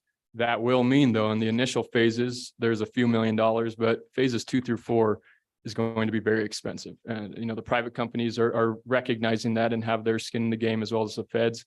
But us as the state of Wyoming, it could be, tens of millions, if not over 100 million that we would need for one project. So that's something, again, talking micro reactors, that is something that we've looked at, matching again DOE grants. So it's kind of leveraging private, state and federal investment. Thank you. Yep. Go ahead. Thanks, Mr. Chairman. Mr. Krieger, one of the things that struck me that you mentioned that you have a majority vote process as you're determining support, which generally sounds good. But what struck me was of the 5 members, 4 of them are policy, 1 of them science and engineering. I guess I'd be concerned if you found yourself in a situation where it was a 4-1 vote. The science community said this is impossible. I'm sorry, we can't build perpetual motion machines, but Workforce Services said, hey, it's great for jobs. Business Council said, a lot of revenue coming in. And so on a 4-1 vote, we fund a perpetual motion machine because it's great, great for business. Is that something I should be concerned about? It seems to me that consensus is more the appropriate approach. And if you don't have the science folks behind a project for these energy grants, I don't know that I'd want it funded, even if the other 4 think it's a great idea. What are your thoughts on that? Go ahead, Rob. And Mr. Chairman, thank you, Senator Rothfuss. That was a great point. I know Mr. Luthi in the last meeting mentioned, and I know this from my former role in the governor's office too, we would get frequent calls about, hey, we're so-and-so from wherever, and we're going to save your coal patch, and here's how. And again, every once in a while, it was something that would string on to a couple more meetings, but for the most part, it was not a lot of science behind it, no investment behind it, those sort of things. So we're cognizant of that as well. But I do feel confident in the process leading forward, to the review committee. Marcio, who is here today from my staff, he is working with the private sector to develop those projects. Then once they hit submit, he's kind of removed from the equation. Our program director then helps me and go through the details on that. And a lot of these have either already had funding from DOE, so gone through a very rigorous research process, or are applying to have that match ready should they get approved through DOE. So we aren't necessarily the end all be all. DOE and the scientists they have there will look at these as well. But Mr. Chairman, Senator Office, I think that's a good point and something that we will make sure we look at. Go ahead. And I think the way to do it is exactly that. You would need is the science and engineering there type checkbox before it even gets to that approval process. If DOE has vetted it, for example, you can perhaps make that assumption. If not, then hopefully SDR or one of our groups of scientists and engineers has vetted it, believes there's technical veracity. But I think it's important to have that step in the process where you can't override the science just because you've got a majority vote on a committee. So thank you for being thoughtful on that. Thank you, Senator. Mr. Krieger, anything following up? No, Mr. Chairman, I would just say I agree that, thankfully SER, they're an ex officio on our board. We lean on them very, very much so. And Krieger, a lot of this, though, what our good senator speaks of, we've vetted a lot of these energies. It's just a matter of making it happen in Wyoming. Right. Okay, thank you. Anything else, folks? Mr. Krieger, let's put you on I-80. Okay, real quick, Mr. Chairman, I just want to jump to, you can go to the next slide. Next slide, again, given time. One more. Perfect. Here we go. Last meeting, Mr. Chairman, it was clear that you all wanted to see an ask for us to grow. There's a great discussion around responsible growth versus I know there's a discussion around maybe one position a year because that could maybe get through our friends at appropriations. I've thought about this a lot. And again, I'm not using this as an excuse, but I've not been on for almost 2 months now. So I don't want to nail myself to this as it's still early. But some of the things I've seen already, you can see the current staff we have there on the left. In the middle there, thankfully to you guys, we had the Director of Carbon Management funded last session. That position opening closed on the 15th. We have some great candidates that I'll start interviewing next week. The administrative assistant, something that every office needs and one that we were lacking. You'll notice the asterisks. We can achieve that through federal funds, so I won't have to bother you all with that. But Mr. Chairman, really that last piece, the possible future needs that I've seen so far in my short time in this role. It's clear going around the state, hearing from folks, seeing the opportunity we have when we talk LNG and EOR and leveraging what Dr. Whitman, those folks are doing. We need some more expertise in the energy authority around oil and gas. Again, understanding how this state is funded, huge piece there. And so I think that's one that I've seen right off the bat. And the next two, Mr. Chairman, I looked back to our statute and what are some of the things that you all in crafting this over the last few years have wanted the WEA to do. Looking at transportation, there's been a lot of talk about, and when I say transportation, I mean transmission, pipelines. I lump storage into there as well. Some of the things we're going to be seeing in the future. In our statute, we're driven with diversify and expand the Wyoming economy through improvements in the state electric, energy, transmission infrastructure, pipeline, other transportation distribution systems. It's clear as day in our statute. That's something we need to be doing. That's a position I see that we could use and leverage to be successful on that in the future. And next would be on rare earths, critical minerals. And I do add, not just because of where we are today, but I add Trona to that. They are in our statute as well, that we need to support and maintain and expand however we can those areas. I know you heard from Rare Element Resources earlier today. We were proud to fund that project. It's a great, I think, first step for Wyoming when we look at rare earths. And seeing how much we want to play in that field. And then obviously Trona, you all went on the tour yesterday, just a huge piece of the state of Wyoming. Next, Mr. Chairman, you'll see Renewable Resource Manager. When we talk wind and solar and the growth here in the state of Wyoming, as well as geothermal, there's a lot of interest to our neighbor to the south in geothermal. I think that's something we can look at as well. I will note in my early time here, these are ranked in priority as I see them so far, just so you all know. Lastly, you'll see nuclear industry coordinator, and I don't want anyone to think that's last in importance. The reason I put that towards the bottom is because I know the ability we currently have in our state apparatus. Marcio in my office is leading the industrial development side of the nuclear economy, the more than just the TerraPower project, what it could mean for the state. And then, as you know, Jen Thompson in the governor's office doing a great job helping lead the TerraPower project and also working on that. So when you see that in the bottom, that is not because of importance. That's just understanding the resources we currently have. And I don't want to duplicate efforts going forward. So, Mr. Chairman, I'll just wrap up quickly. Coordination with other agencies. There's been talk, I know, at the last meeting about, does the WEA need regional staff? I think that is a great question. My initial thought is no. I think we have regional staff through the Business Council, one of our main partners that we can leverage and work with that know those communities as we talk about energy projects coming to that region. We have some grants. I also want to point out again, SCR, and thank them for their great research. When we looked at submitting official comments on the coal leasing moratorium that Department of Interior is looking at, and just the negative impacts it won't only have to the state, but the nation as well. That is so far, great partnership with those folks and will continue to be. And so when we talk coordination, I know House Bill 190, you're talking about maybe looking at that later. Looking through that bill, great opportunities there. I do always urge a little bit of caution for a quasi agency that can move quickly, being hamstrung through legislative ink. I think that bill, when I look at it, is something we should be doing. and we can do. I think, again, those resources I pointed out earlier will just help us do those things and partner with our ex officios and other members. So, Mr. Chairman, I know we're short on time, so I will leave it at that and I'll open any question.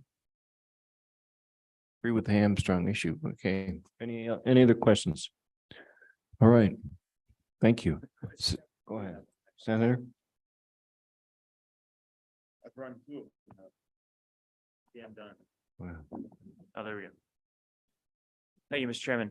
I was just curious what,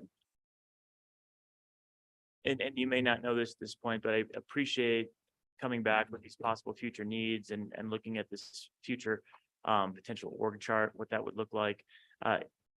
Do you know at this time if this is going to be a part of an ask in the governor's budget, what that might look like? Anything that we can do to help facilitate that and make sure that these positions go forward? Mr. Krieger. Yeah, Mr. Chairman, thank you, Senator Rothfuss. Great question. As you know, that process, we have to submit a straw man.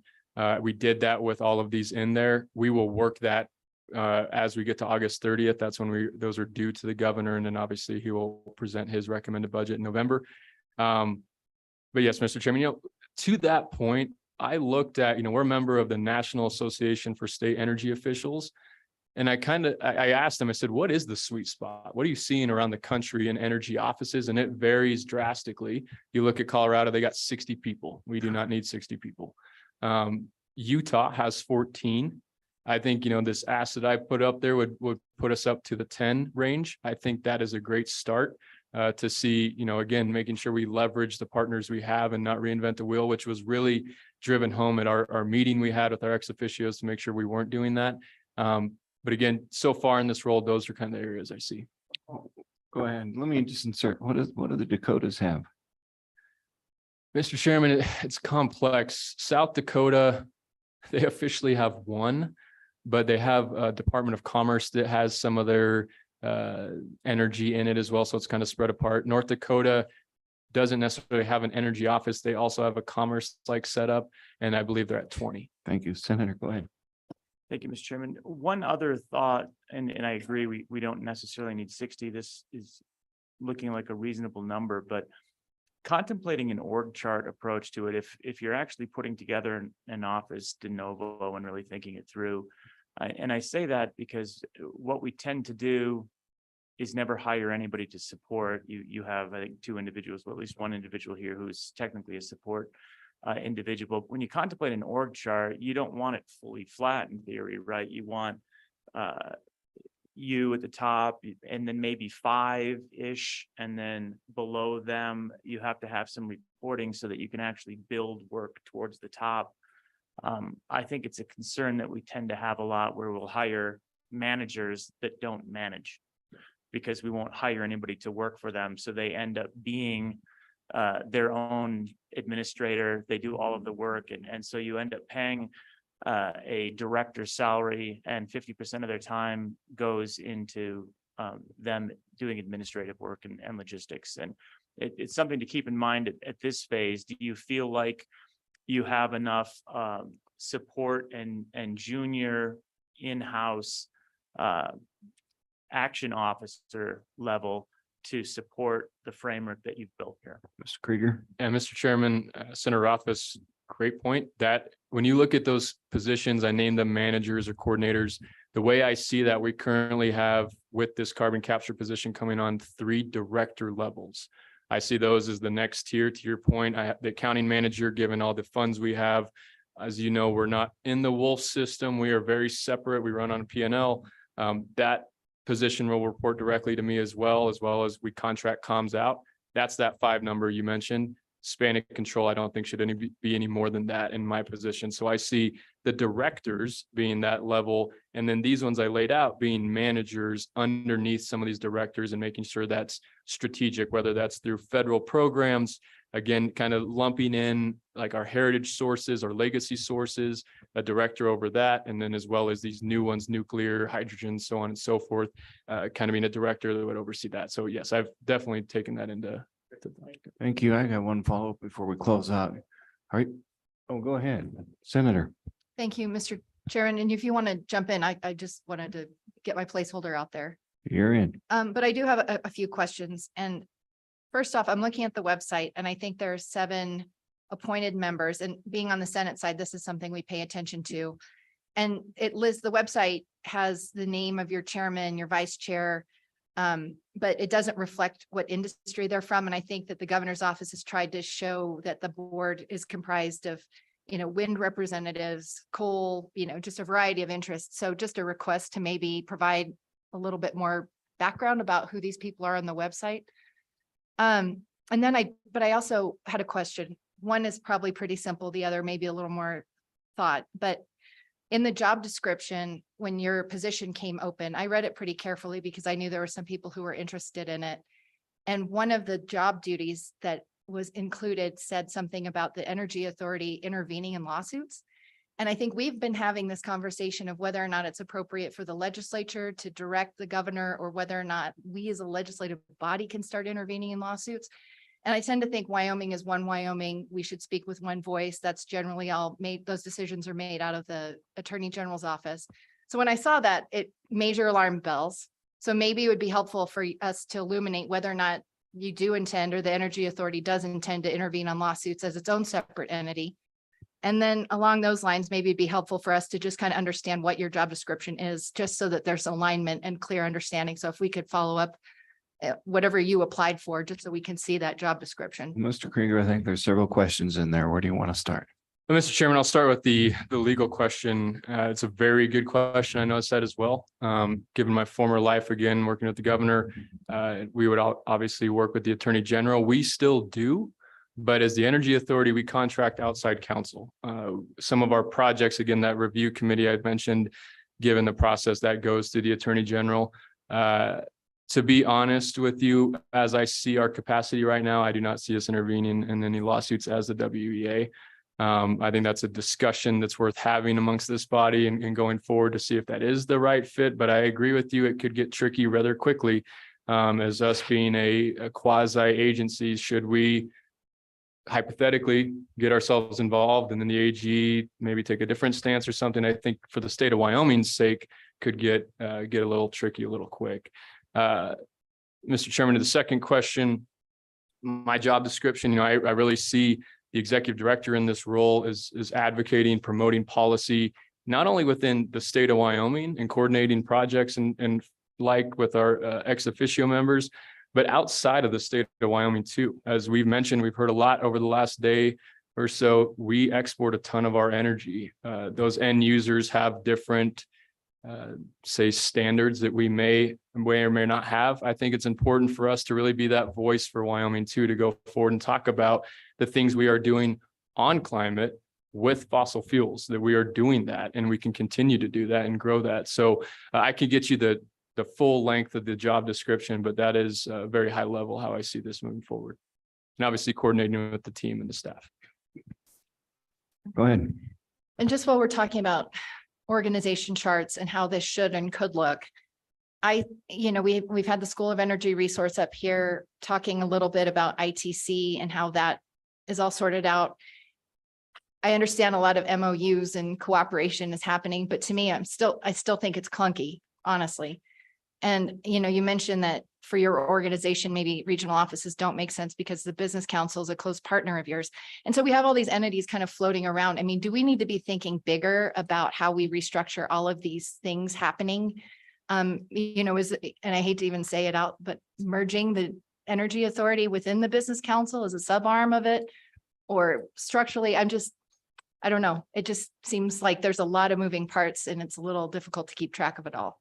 Go ahead, Mr. Krieger. Yeah, Mr. Chairman, Senator Ellis, merging, I would leave that to you all. I think we have different missions that play off of each other well. I often say when folks say, how are you and Mr. Durrell, what are you working on?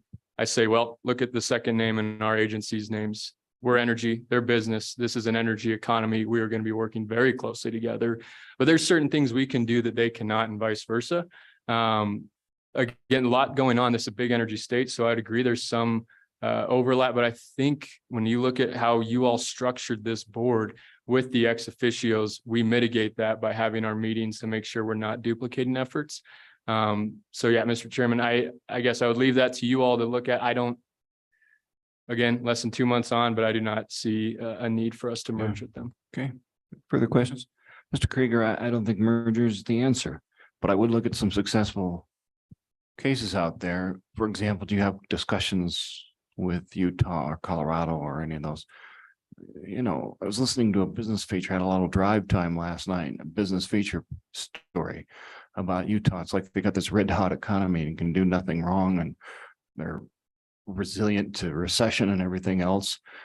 Maybe we ought to visit with those folks and then see how they're doing their energy. But I think you're doing very well. That's why you're called to do the job and asked to do it. Go forth and succeed. Thank you very much. Thank you, Mr. Chairman. Okay. All right. That's it. Thank you. Any public comment? Oh, we're good. All right. On to railroads. Thanks, Mr. Krieger. Drive safe. Railroad issues train short.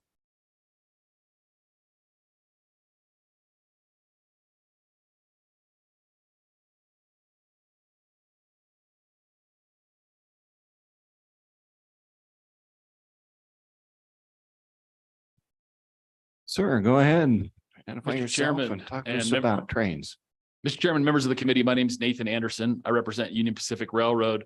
I'm a Senior Director of Public Affairs. Thank you for the invitation and opportunity to be in your committee today and to provide an update from Union Pacific. I'm going to start by saying that winter was tough. Winter was a real challenge for all of us on a number of fronts.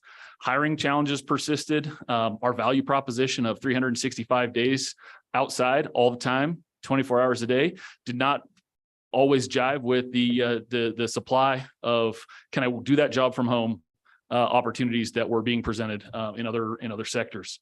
Network fluidity was also challenged due to issues across the country with reverberating effects in Wyoming. And Wyoming was no exception to both source of those problems, not by anything anyone decided to do, just by the amount of snow and wind and so forth that came through, and then the impact from other locations. We are a network. What happens in Houston and what happens in Chicago and what happens in Denver impacts the rest of the network all the time. Road closures and rail line closures became unfortunately routine, and that exacerbated some of those problems. Our main line across I-80 was closed multiple times. In one case, for one of the main lines was closed for 13 days before we could dig out that train. We work closely with YDOT and with the State Patrol to move personnel, material, equipment in and out of those areas to be able to do that job as quickly and efficiently and safely as we possibly could, and ultimately reopen those lines.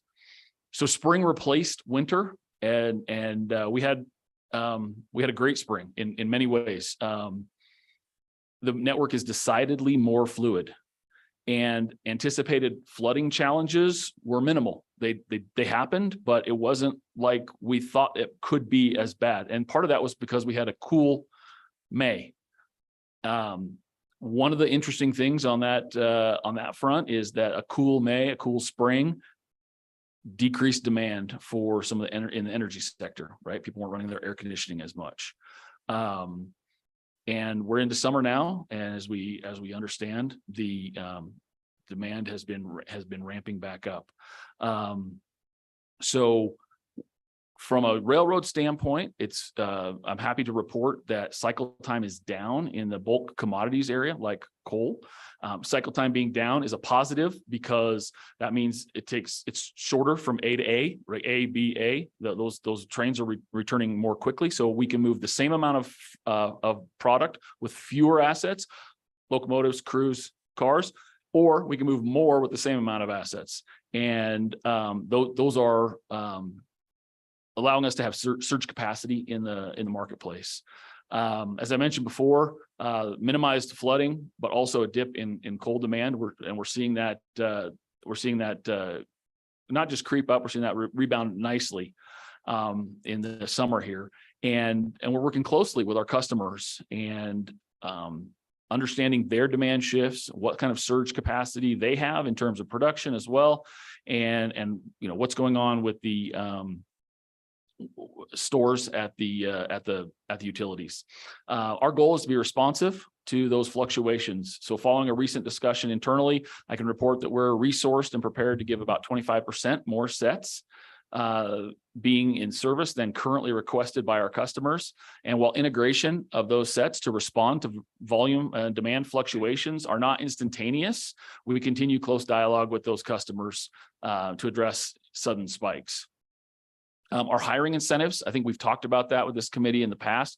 Our hiring incentives have been productive. Crew availability is more robust. We continue to hire, including here in the state of Wyoming. And we're meeting our goals for 2023 right now in terms of hiring. And we're watching our economic forecasts closely to see how things may ebb and flow in the economy. In short, Mr. Chairman, I want to be brief to the extent I can. In short, we're ready to take on more volume. We continue to focus on a market response. WYDOT remains a ready and willing partner, and we look forward to continuing that engagement with state agency this fall as we prep for another winter season. Our first best is to ensure that roads are passable, and if they're not open, that we can at least access them. And we have MOUs in place with WYDOT to work on that. Our key kind of next step is to make sure that everybody is on board, that those MOUs are in place, that everybody understands what they mean, and that we can get access. Just like the mines need to have personnel in place to load, and we have to be able to get our crews there to pull the loaded train or to bring in the empty train. And we've discussed several opportunities to creatively solve problems for things like availability of road cameras. Like, are there ways we could work together with the broadband initiative that's going on in the state to say, let's get power and broadband wire into areas where we currently don't have video access to what's going on with the roads, so that we can have real-time updates, say, hey, I got somebody up there, they're telling me the road's clear, but nobody else can see it because they can't get there. But the road is clear. If we could get on the road, we'd be able to get crews into Gillette, for example. So those are some of the initiatives that we've got going on. And in the interest of brevity, I'll stand for any questions you have. Thank you. Appreciate you coming. Thank you for being here. Help me understand what a set is. A set is a group of cars ready to haul. How many? Coal. Any? Okay. It varies, but I mean, it wouldn't be uncommon to say 100 cars in a set. Okay. First, a thank you, and then a will you question. Thank you. We asked you with a year or so ago that you get us more cars into Kemmer, and you did. Our governor's office called, you responded. I say thank you. Here's a will you question. Will you get us more cars into the Trona Patch? I actually had a conversation earlier today. It was the first I'd heard that there were challenges in the Trona Patch. Again, that's not my forte. That's not the area I work in. I'm actually getting texts right now from the Trona Patch guy because I said, help me out. Let me know what's going on.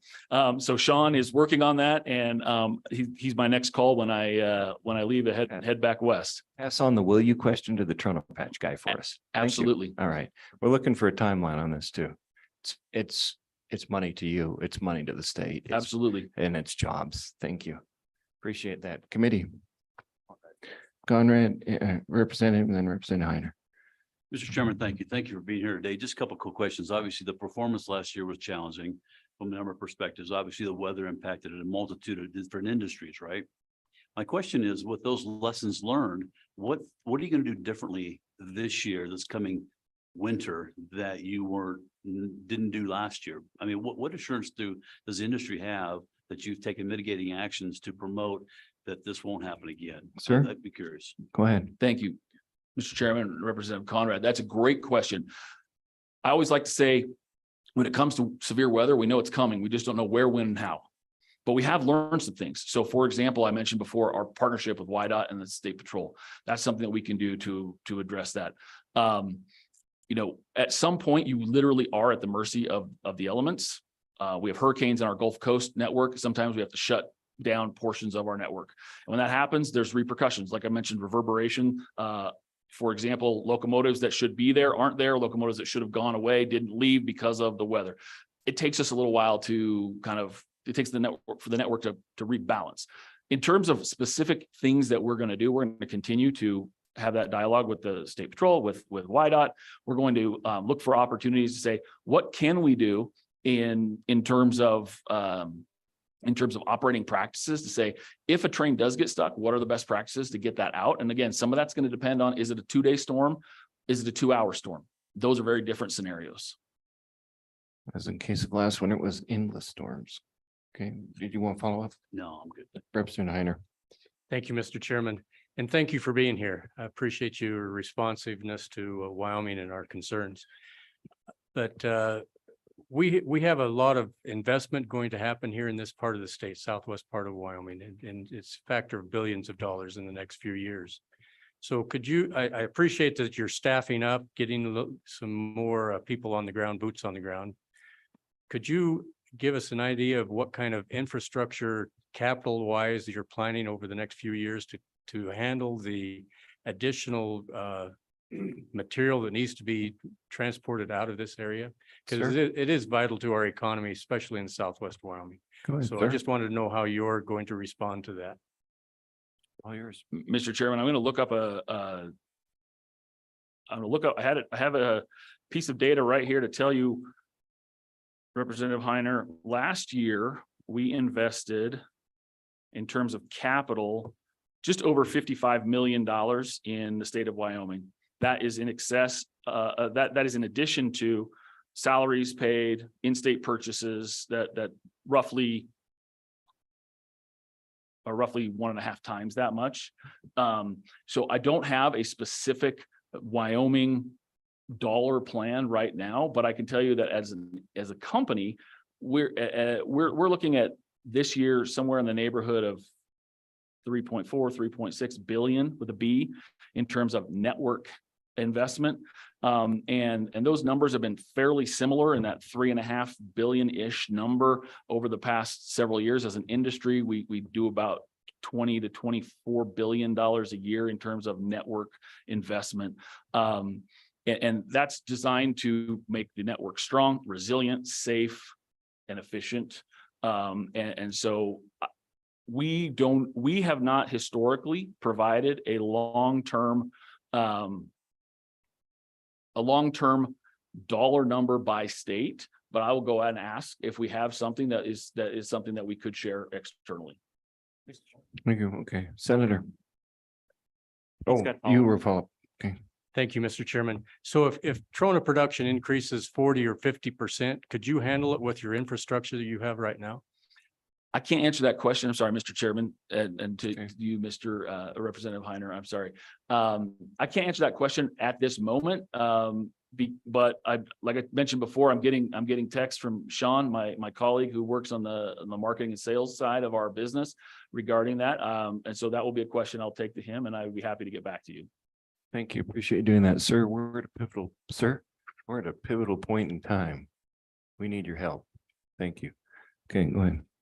Thanks, Mr. Chairman. I was just going to follow up on Representative Heiner's request for some information. I don't know what you'll be able to provide and disaggregate, but it would be interesting to sort of see the amount of sales into Wyoming based on the export of goods from Wyoming and understand a little bit better that footprint, because talking about $55 million invested in the state of Wyoming is a rough estimate, but understanding what that relates to in terms of the gross revenue from the state of Wyoming and the criticality of railroad to our capacity to export, that if you have the ability to kind of disaggregate by state, I think we would really benefit from an understanding of that as well.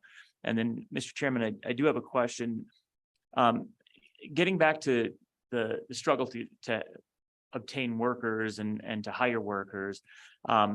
Now, it was my understanding that part of the challenge was a scaling back in number of workers, and now I think a desire to hire back some when you had a loss of marketplace. Can you give us a broader picture? Are you intending to grow the workforce in Wyoming in rail over the next few years? Is that something that as we build out, we can expect a greater commitment for more rail jobs in the state of Wyoming by UP? Sir, let me tie in a note with his first question about, what you invest in Wyoming.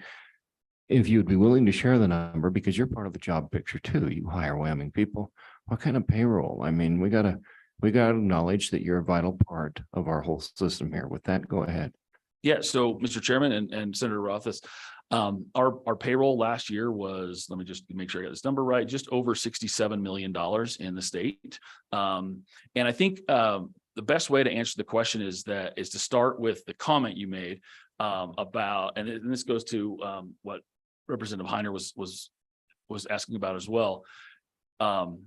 Where there is opportunity, we will invest, right? So as we're talking with customer bases, say we're going to expand, here's what we would need to do.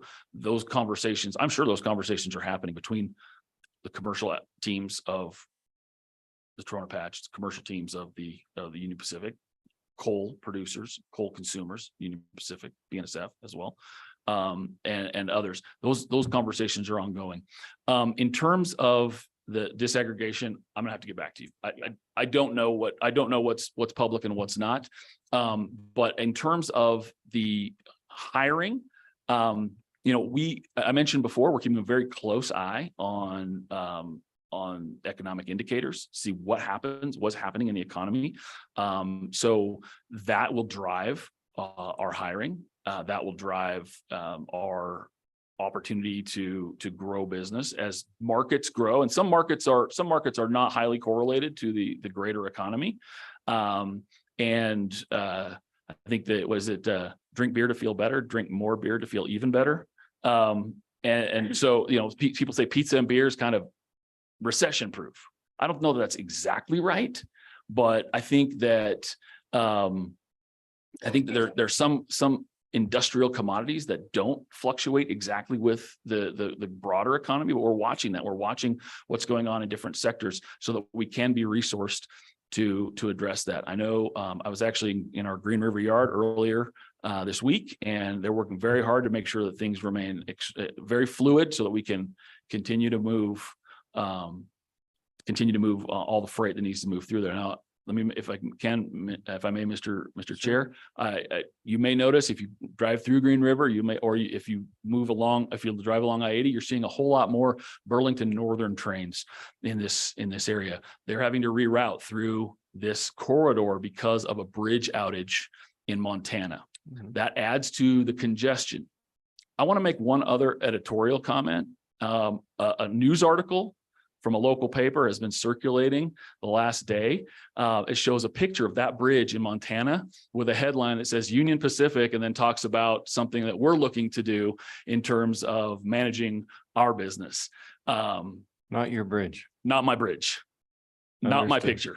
And I thought, I saw that and my heart sunk. I thought, oh no, we've had an incident, and what do I need to go do? Right? How do I need to respond right now? And then I realized I know that picture.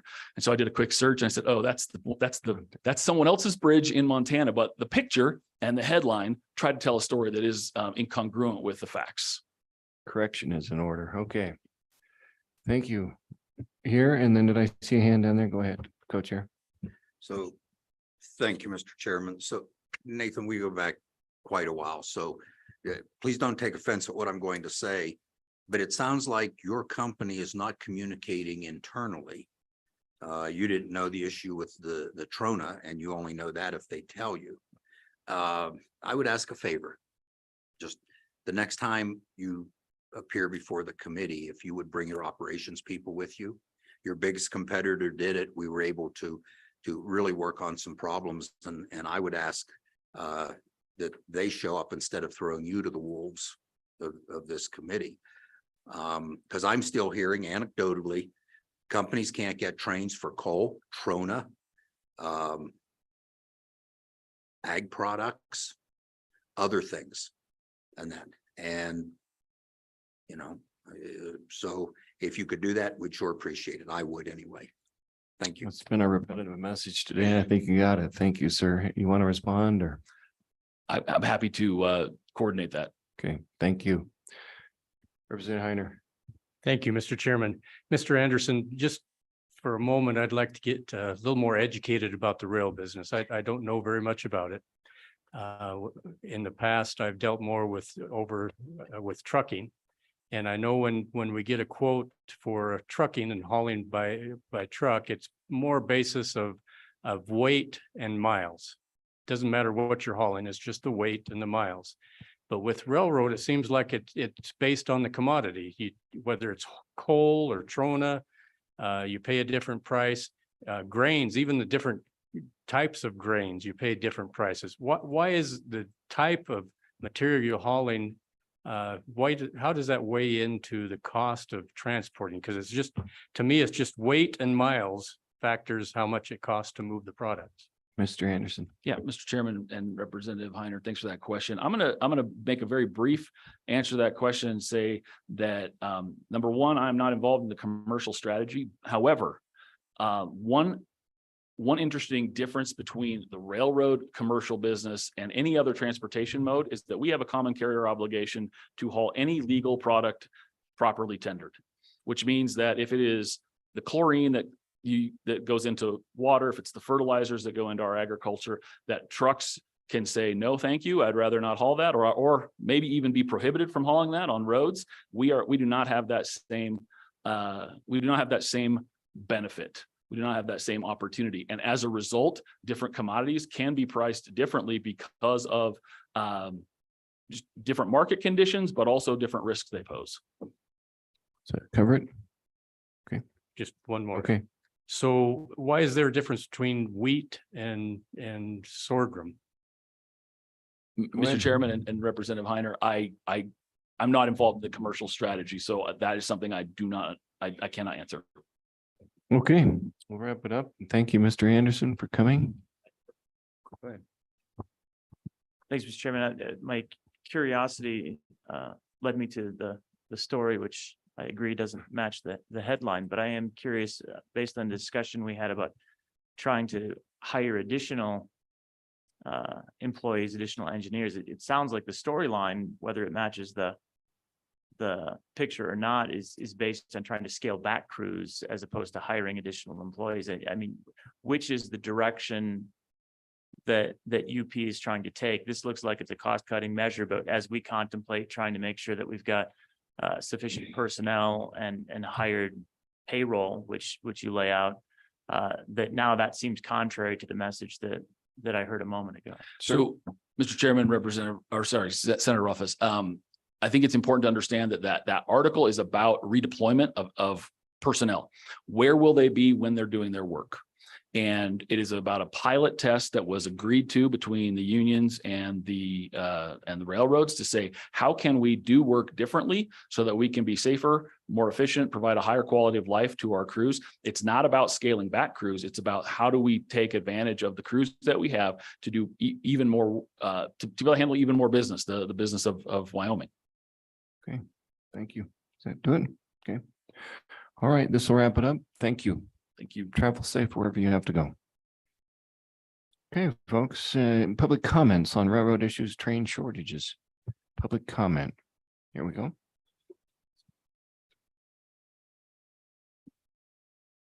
Gentlemen, names, and away we go. Go ahead.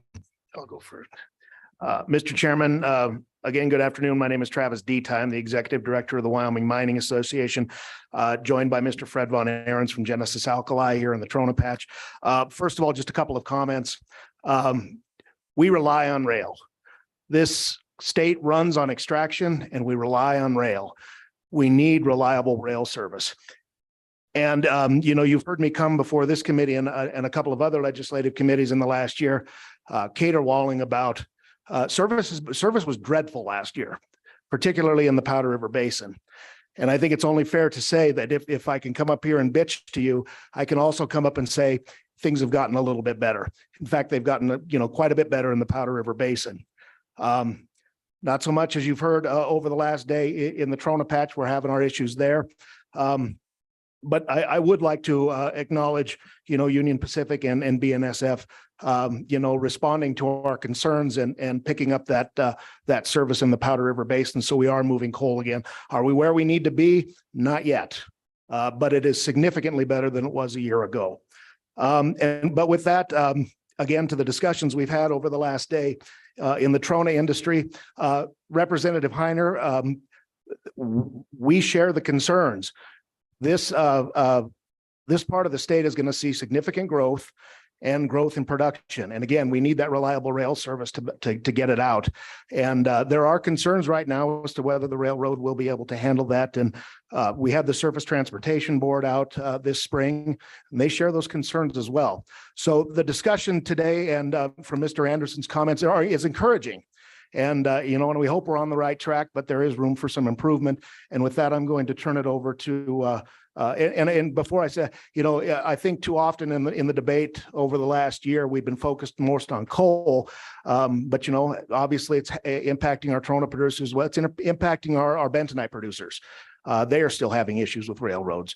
But again, not to sit out here and say that, things are dreadful, things have improved over the last year. And with that, I'll turn it over to Mr. Von Ahrens. Save our questions after both have spoken. Go ahead. Mr. Chair, Mr. Chair, thank you.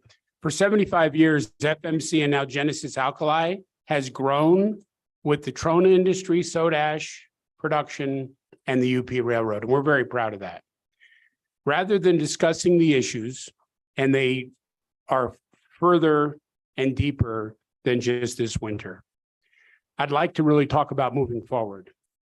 Today, we're working with our switching company, Savage, and the UP Railroad to work on our scheduled arrival time and performance against that scheduled arrival time. That's bringing trains into the plant, empties, and pulling them out. Having a specific schedule to do so will be an improvement.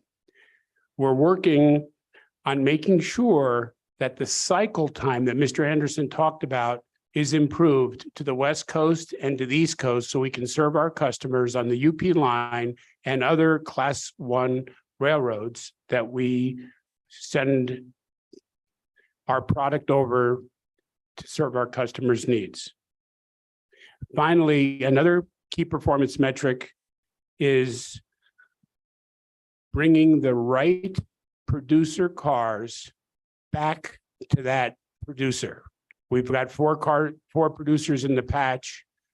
We have metrics, and we're working with the UP Railroad to make sure that the right producer car gets back empty to be filled to that same producer.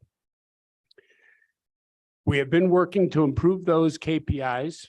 My ask is that Mr. Anderson, his operating folks, with the improvements that we're working together to make to help serve, as Representative Heiner said, the growth in our industry, that with the committee's support, we would come back in 3, 6, 9 months to talk about the improvements we're jointly making to serve our business and to help grow the business in Wyoming. The critical, besides safety, the critical metric that a manufacturing director, vice president, general manager is measured on is growth. We are here to grow, and we need the UP, and we want to grow with the UP Railroad. Thank you very much, Mr. Chairman. Thank you, sir. 4 months from now, is that too early to have an assessment? It could be 12 months, whatever serves the Let's start chairman's with 4. pleasure. Put them on the list for Gillette. These two gentlemen, thank you. Let me just finish one other. And you may not know that now or here. If those trains are not there, the sets, as we call them, if they're not there, do you have any idea how much of a financial loss that is that you can't move the product? When the industry pulled numbers together through the Essential Minerals Association, and in the first quarter, the number that was produced jointly through all 4 producers for the first quarter was $20 million loss of business. Over what time period? First quarter? First quarter. 20 million in 1 quarter. Yes, Chairman. Thank you. Go ahead, Senator. Thank you, Mr. Chairman. I was intrigued by the discussion about the wrong rail cars. I guess I'm not understanding how you can end up with the wrong rail car. Sure. And what's the significance of that? What do you do when you get the wrong rail car? And does that, I assume that holds you back and contributes to this financial loss, but I guess I don't know how that can Help happen. us understand rail cars. Thank you. So each producer owns its own rail cars, and at times will, if I have an outage and somebody else is running and for whatever reason needs more cars, we can lend them to each other. But as a rule, the cars need to come back to the producer so that we can fill our cars. If 3 or 4, 5 cars are put in from Representative Conrad's company. We have to pick those cars out of that train, which takes a significant amount of time, slows up our current loading operation, and they get sent over to the Tata Corporation. Understood. Okay, follow up, you good? Go ahead, Mr. Co-Chair. Thank you, Mr. Chairman, and Mr. Von Ahern. You own or lease those cars, and as I assume all of the four operators do. Go ahead. Yes, Mr. Chairman. Okay, so maybe I'm being simplistic. Would it help if you color coded the cars in some manner? That might help. By the way, there's a lot of people out there with graffiti color coding those cars right now. You'd just have a fresh paint and more graffiti. All right. Our Mr. attorneys Chairman, color code their, follow-up, though. our attorneys color code their script when they, okay, Follow go up. ahead. And I understand that, and I'm relatively serious. I mean, if one end of a car is painted red for Genesis and, maybe both sides have a purple stripe for Tata and something for the others, would that help the railroad keep track of your cars? Mr. Von Ahern. Thank you, Mr. Chairman. The direction that we're going, and really thank you to the UP, because it's a technology investment that we are making. The UP is working on it with the producers to further put electronic identification and electronic system to help them track the cars as they're moving, which they do now, but also track them to make sure they get into the right facility. And we are working with the UP Railroad to do that. Thank you. And we believe the electronic approach would be the best. Further questions? Questions? Okay, folks, this is, we're moving into a serious time for the Trona Patch. Mr. Chairman, thank you. Yeah, for a serious time for the Trona Patch, we'll need everybody's help and cooperation.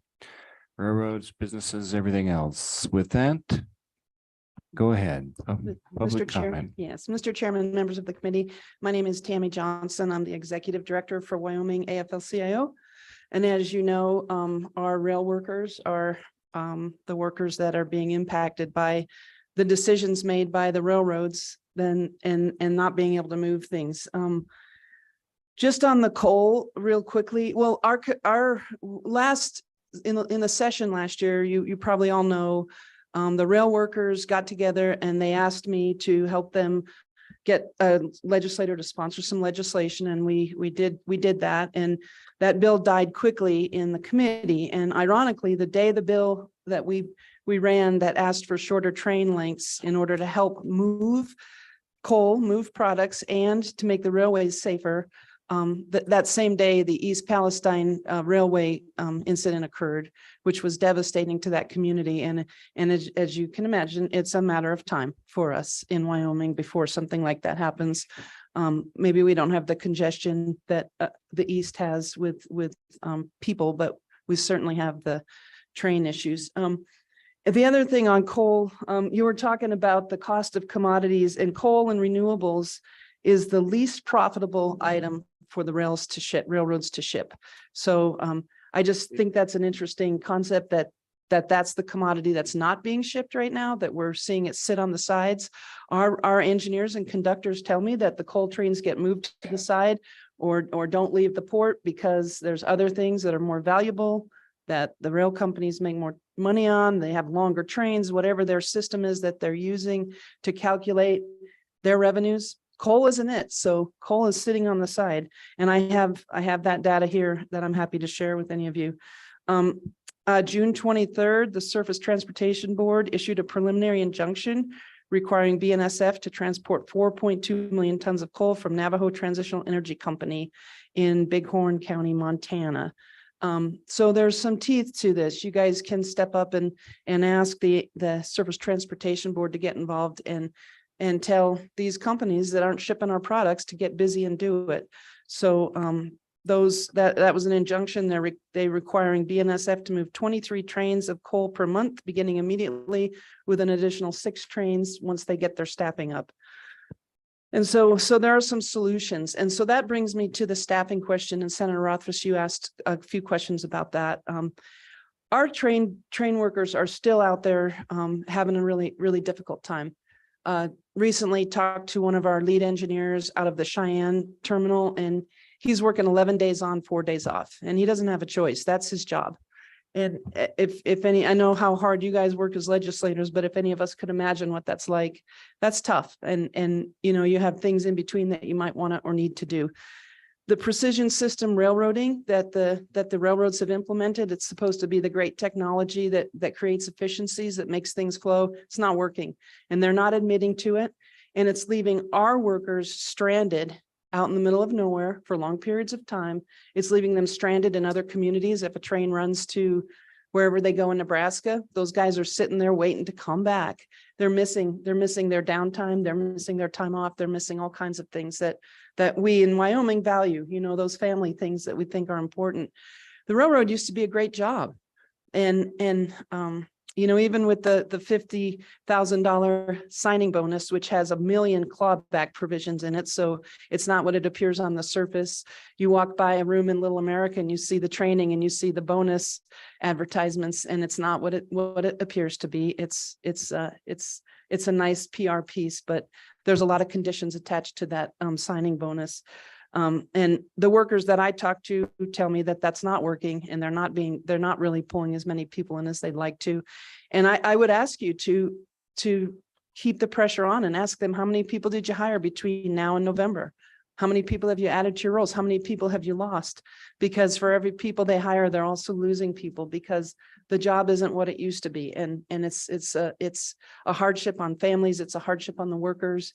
And you heard today all the stuff that's coming to the state for work. People are looking elsewhere to make good paying jobs. So I would be very concerned, because it's something that we rely on and that we need.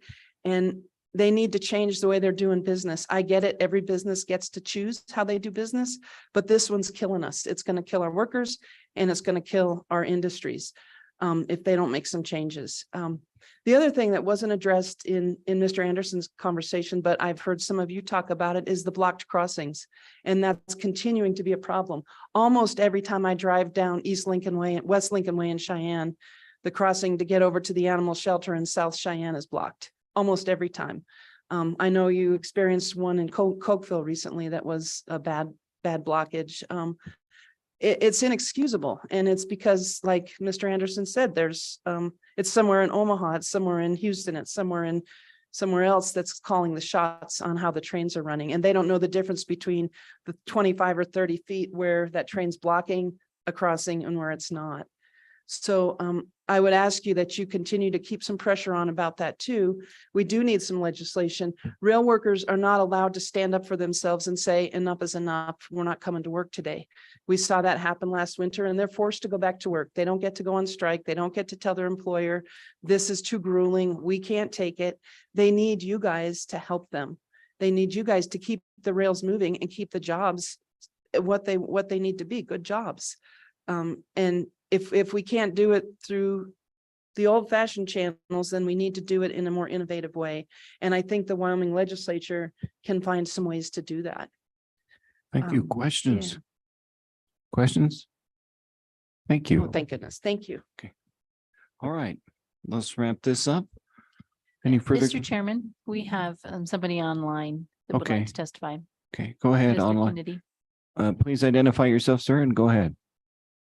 Thank you, Mr. Chairman. Keith Kennedy, the Wyoming Wheat Market Commission. And I would just like to add a couple of things to the comments that you heard Speak right moments up ago too, Mr. Kennedy, if you would, please. from the Speak right up. mining. Can you hear me now, Mr. Chairman? That better? Yes, go ahead. That should be much. Sorry about that, Mr. Chairman. I would like to add just a couple of things onto what you heard from the mining industry. We're also very dependent on rail transport, primarily for exports, but also for inputs that we use. And to add some to the cycle time discussion that you heard earlier, when we're exporting wheat, that seller at that port in the Pacific Northwest or the Gulf, if that train is late and we have no assurance exactly when they show up, either at our facility or when they show up at the export port, if that train's not there on time, they're forced to pay demurrage to the ship that has already been in port, because this is a delicate dance. And the other thing is these single car rates. We've seen instances where farmers were delayed for applying fertilizer in the spring for lack of a single car of a micronutrient. We've also seen over the last 5 years that, for example, grain elevators in southeastern Wyoming no longer ship by rail to Ogden, Utah. Trucks are now less expensive to ship to Ogden, Utah from far southeastern Wyoming. And as the Minerals Committee, I think you also ought to bear in mind the increased pressure that those type of changes in rates have on our interstate system as well. I've also had the feeling, and we have an industry-wide group that focuses solely on transportation. I also wonder sometimes if the railroads are aware of other things that are happening in the transportation sector. For example, the Snake River locks and dams will be closed for an extended period this spring for maintenance, and that'll put increased pressure on rail. We often see that they really don't take into account other logistical issues that could arise in industry. And with that, I'd welcome questions and let you move on. Questions? Go ahead, Senator. Thank you, Mr. Chairman. One of the questions I have, and I guess I should have asked it a moment ago as well, is are these problems that have been around for as long as everyone can remember and are just intrinsic to the system that need to be optimized, or what I'm gathering is that something has changed and it's gotten worse. And that's what I want to try to understand is it worse now definitively than it was 5 years ago, or have there just been some hiccups that have raised concerns? Go ahead. Mr. Chairman, I would say it has been definitively worse.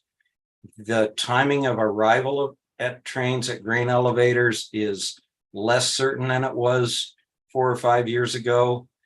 The amount of time that even a unit train may be in transit is much more variable than it used to be. And we've seen our rates, as a rough estimate, are 50% higher than they were 5 years ago. All right, good. Go ahead, one more. Thank you, Mr. Chairman. So you're paying more for less value effectively, or for worse services as you see it. Do you have any sense of what you've perceived as changing? I mean, if there's more competition, if things are more congested, do you have a sense of that? If not, that's certainly understandable. Sir, go ahead. I believe some of it's, as you said, congestion. But I think there's also a lack of coordination in that respect. I think we're also on board with the previous testimony about the precision scheduling has really only done one thing, and that has been to increase the bottom line at railroads. It hasn't necessarily improved service. Further questions? Okay. Thank you, sir. Appreciate you joining us today. Okay, we're going to wrap this up, move on to the next topic. Any further public comment out online? Not so? Okay. Next up, nuclear industry updates. Sure.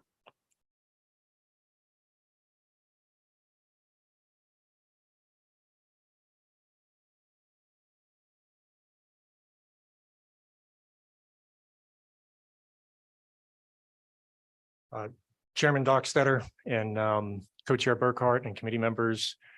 My name is Andy Crushell. I'm the Principal Project Manager for the Natrium project for Terra Power. And I'd like to thank you for allowing me to speak today and give you an update of our important project.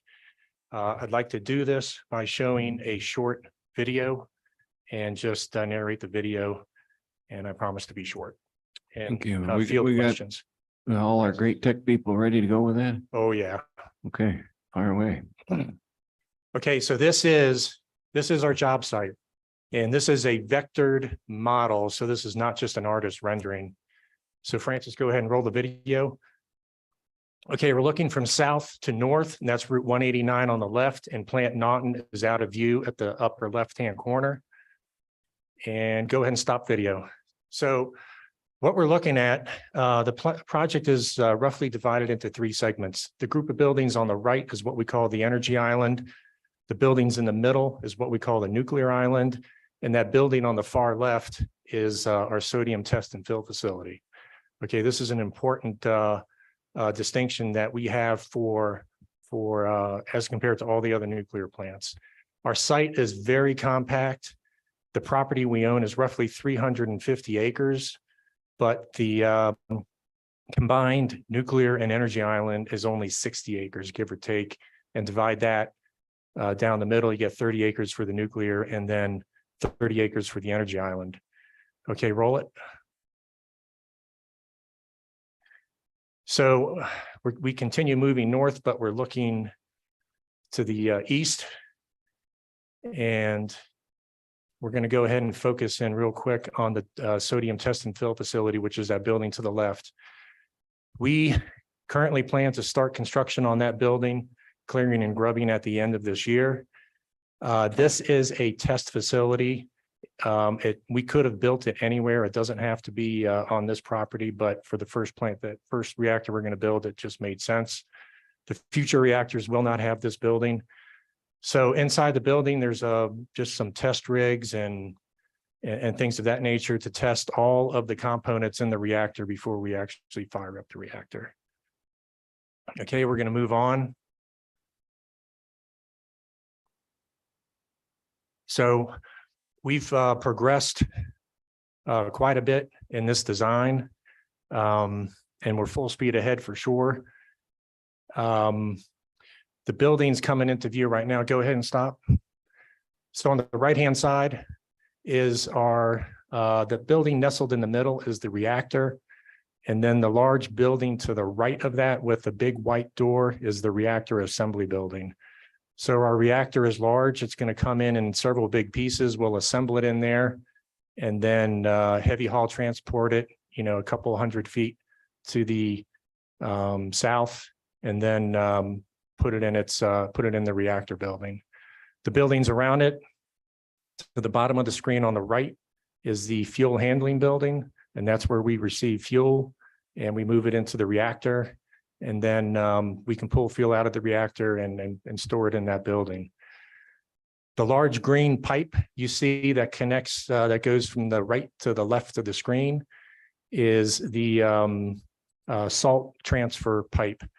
And the 2 white tanks are the salt storage system. This is one unique thing about this power station is that the reactor is a 345 megawatt reactor, but we can flex up to 500 megawatts to meet any kind of load, such as wind or solar or CO2 capture we heard today. So we can flex in that range from 345 to 500. Now, this is a very important thing for the grid operators and owners to have this, and we are unique in that regard. Now, this technology is usual and customary in the solar industry, and that's where we borrowed it from. Okay, go ahead and roll the video.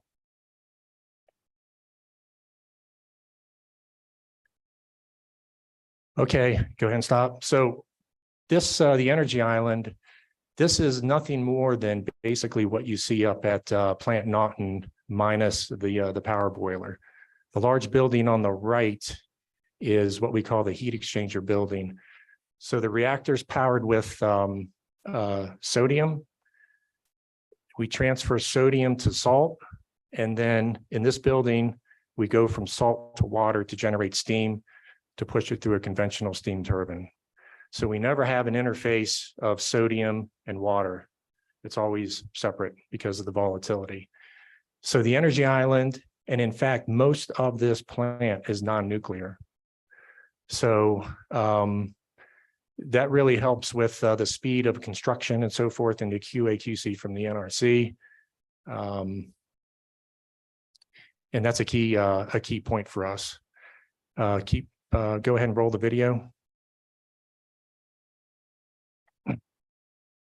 Okay, you see to the bottom of the screen, a conventional cooling tower.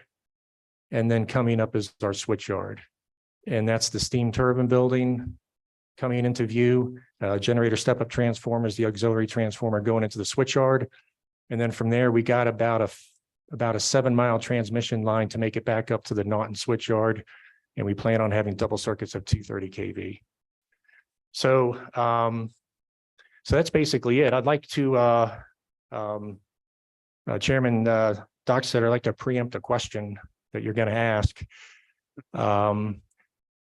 We are going to peak out on construction on the sodium test and fill facility of roughly 140 people. And as we reach that peak and go back down, we're going to start ramping up on the nuclear plant itself. The population there, yeah, and these are all rough numbers, but we did a labor survey, is going to be on the order of 1,600 people. And of that, there'll be about on the order of 1,300 manual craft. You're very perceptive. You know how I focus on jobs. Thank you. We have our engagement program is quite extensive. We believe we've covered successfully every single state agency, and we have regular communications with YDOT, YDEC, Fish and Wildlife, BLM, NRC, the DOE, of course, the tribal nations. One of the questions we get all the time is housing. So we're flanged up pretty tight with Brian Murr and Bill Feck Mayor. So we've got a pretty good line of sight on housing, and the news is basically pretty good. Thank you. For the committee, that's Kemmer City Administrators referencing it. Go ahead. Yes. Additionally, we've engaged the tribal nations because, you know, with that type of population, I know what your next question is how many of these folks are going to be people from Wyoming. And I think I forgot the fellow's name, but we are going to have a pretty extensive, we've spoken with all the labor unions, and we are going to have a pretty extensive training program. So, and we need a lot of welders, we need a lot of electricians, we need a lot of I&C techs, instrument techs. So our training program is going to constitute what we're going to do ourselves, what the labor unions are going to do, and then what Dr. Daly is going to do for us here in the university. So basically, anybody who wants to weld and can take the training and pass our exam, probably in Wyoming, will have a job. Okay, we need a lot of people. Now, obviously, we're going to have to go to the states surrounding to get the balance of the population, but I think it's a good problem to have. It is a good problem. So this is a very exciting project, and we at Terra Power are extremely grateful for Lincoln County, the town of Kemmer, Diamondville, and distinguished members of the committee here to allow us to build that plant here in Wyoming. And all of us at Terra Power, we really can't wait to get this thing going so we can move out here and make it happen. So thank you. Any questions? Thank you, committee. Mr. Co-Chair. Thank you, Mr. Chairman. So Andy, how do you stand on the EA that's needed for the test and fill facility? I think that facility is much more important than a lot of people think it is. And I think that's a real, frankly, coup for the state of Wyoming, considering you'll build other reactors, but not another test facility. So where do you stand on that? How's that EA? I think all you need is an EA. Yeah, so we worked out a really good strategy with the DOE, and the DOE and the NRC has been very, very helpful on this. So the strategy is we're actually going to go for 2 EAs. So we split it because the test facility is just a very, I don't want to say simple, but it's just a commercial facility. It's almost like any other building you build. It's just got a little bit more, industrial stuff in it. So that'll be a separate EA. And since it sits on such a small parcel of land, and I forget the exact number, it might be like 14 or 15 acres. We feel confident in our dealings with the DOE that we can get that EA pretty quick and get that moving. Again, our target is still to start construction on that clearing and grubbing at the end of this year. And then ramp up, really, really steep right after the winter months. And then the second EA, we have a little bit more time for the large reactor, and that's just going to follow. And thank you for the question. Thank you. Committee questions? Questions? Sure, that was an excellent presentation. Thank you. Video really helped. Thank you, Chairman, Co-Chairman, committee members. Yes, ma'am. Go ahead, Senator. Thank you, Mr. Chairman. I will just offer that Select Tribal met last week and we reached out to the tribal colleges and to CWC, just really trying to understand some of those pipeline opportunities. So I just kind of want to inform the committee that we're looking at it from our side as well. I think there's a lot of opportunity, but as my dad was a welder and they don't just fall from the trees. I mean, this is intensive training for people. And I think that goes for all of those specialties that you're looking to hire. So I know there are no quick solutions, but good luck to you. Thank you. Thank you, Fascinating Senator. things happening in Southwest Wyoming. Yeah, we jumped on a very fast moving train, but it's fun and exciting. And thank you for this opportunity. We Appreciate really your appreciate it. patience and waiting for your presentation. Thank you, No sir. problem. Okay, all the best. Thank you, Chairman, Okay. Co-Chairman, Thank committee you. members. Thank you. Yes. Further comment, public comment, anything? Okay, we're good. Thank you. All right, gasoline and diesel fuel issues. Oh, what did I miss? Oh, there it was, slipped right underneath. That's twice I've tried to miss you, Holly.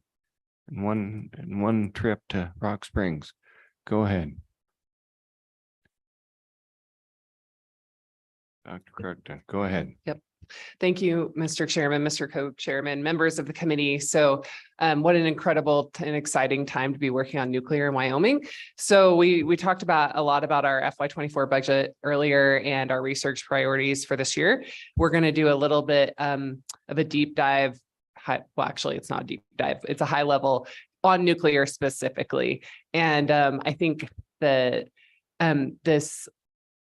to back up and explain why we're doing this, the legislature gave us one-time funding of $2 million to increase nuclear capacity at the University of Wyoming.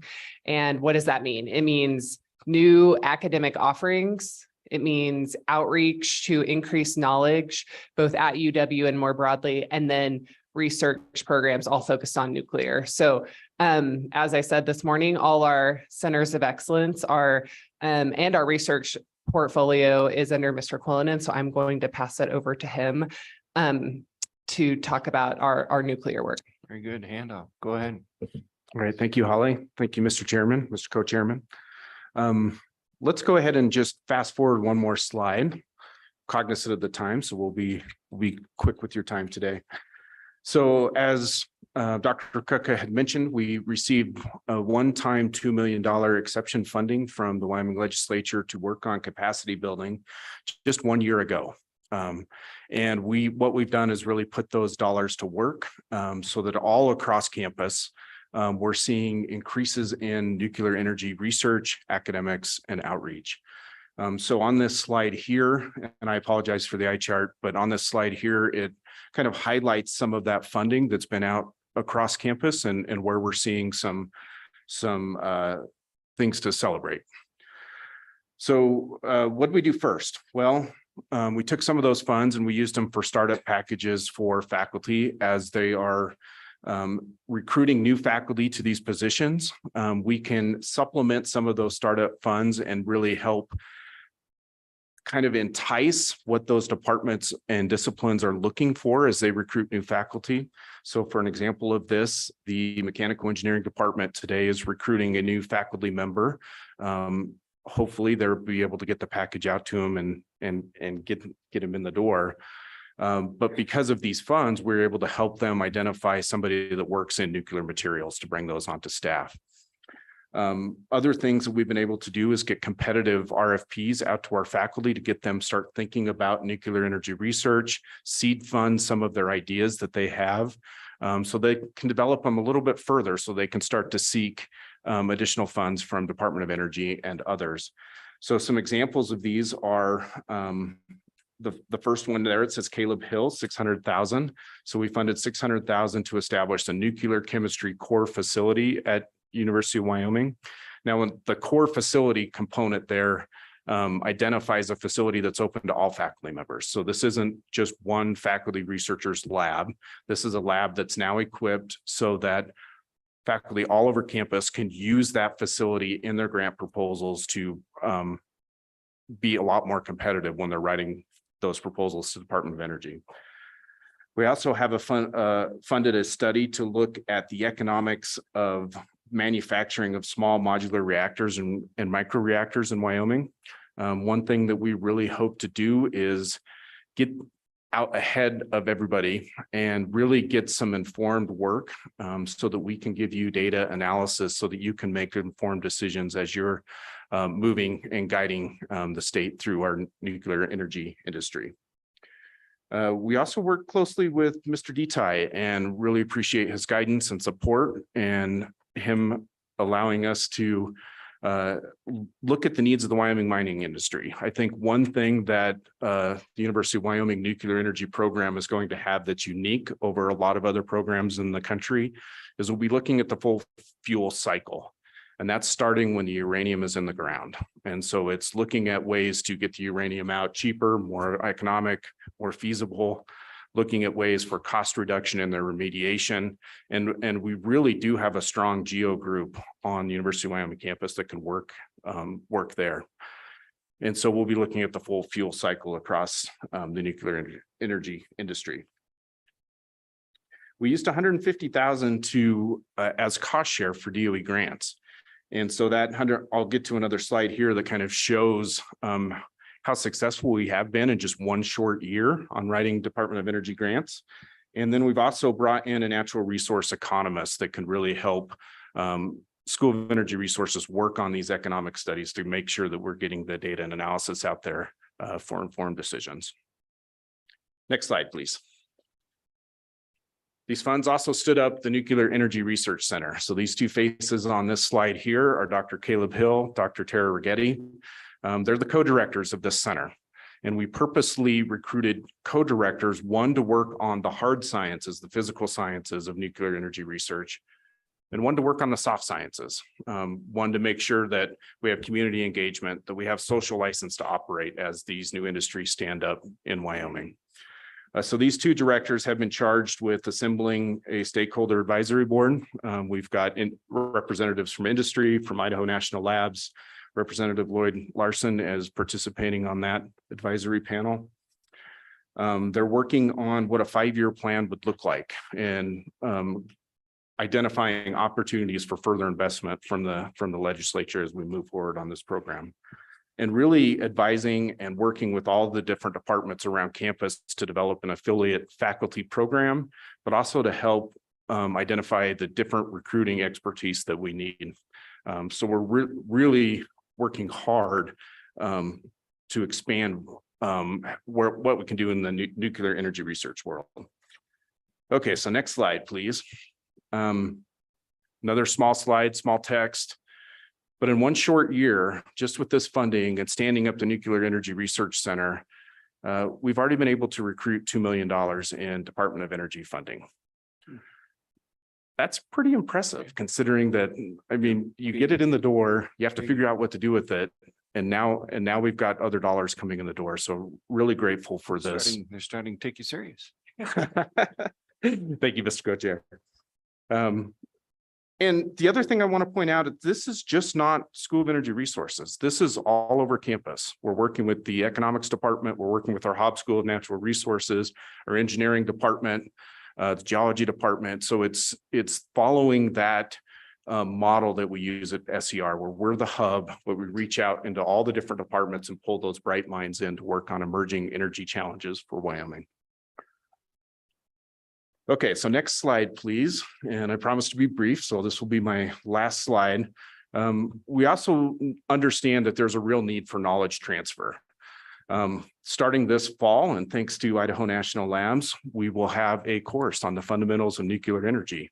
I hope to take this course if I can clear up my calendar. But it's going to be it's going to be well received, and I'm really excited to get this one launched. Earlier this spring, we held the Renew conference that fell right on the back end of the National Lab Day. Mr. Chairman, Co-Chairman, you guys were both in attendance. Appreciate your engagement and your attendance there. And in fact, Mr. Co-Chair, you gave a great keynote speech at that Renew conference. But we're really working hard to engage the entire state, build what we can on campus, and really be there to support this new and emerging industry. So thank you, Mr. Co-Chairman, or Mr. Chairman, Co-Chairman. That concludes my report. INL is good to stay connected with. I was over there a couple of weeks ago with some Idaho legislators. A lot happening there. The micro nukes. Every 6 months, I belong to a member-owned co-op out west. Every 6 months, we have a micro nuke presentation because we honestly think that's part of our future. Do you know of anybody else across the state taking that kind of interest? Are we going to, I heard you mention, we're going to keep that as part of our studies too? Mr. Co-Chairman, absolutely. I do think micro reactors, modular reactors, that's something that we really need to focus on. Right. So certainly seems like they're out there. Yeah.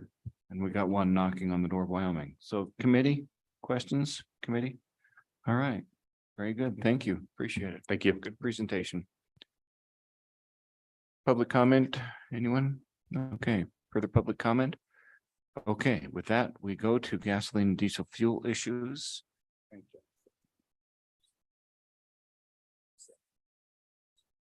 Thank you, sir. You've been very patient for the last 2 days, and we appreciate you being here. Senator Cooper, you got involved in this last winter. Do you want to add anything to this? No, sir, I'm just here to listen right now. Okay, floor is yours.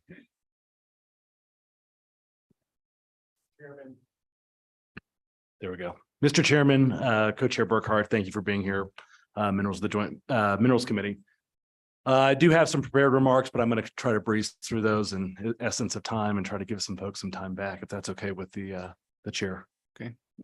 I'll briefly talk about the company, give 2 business updates from the corporate side, talk about some Wyoming related issues, regional related issues, move on to some policies we're seeing emerge out of the West Coast, and then some federal policies that I want to touch on that are relevant to gasoline, diesel, and refining issues.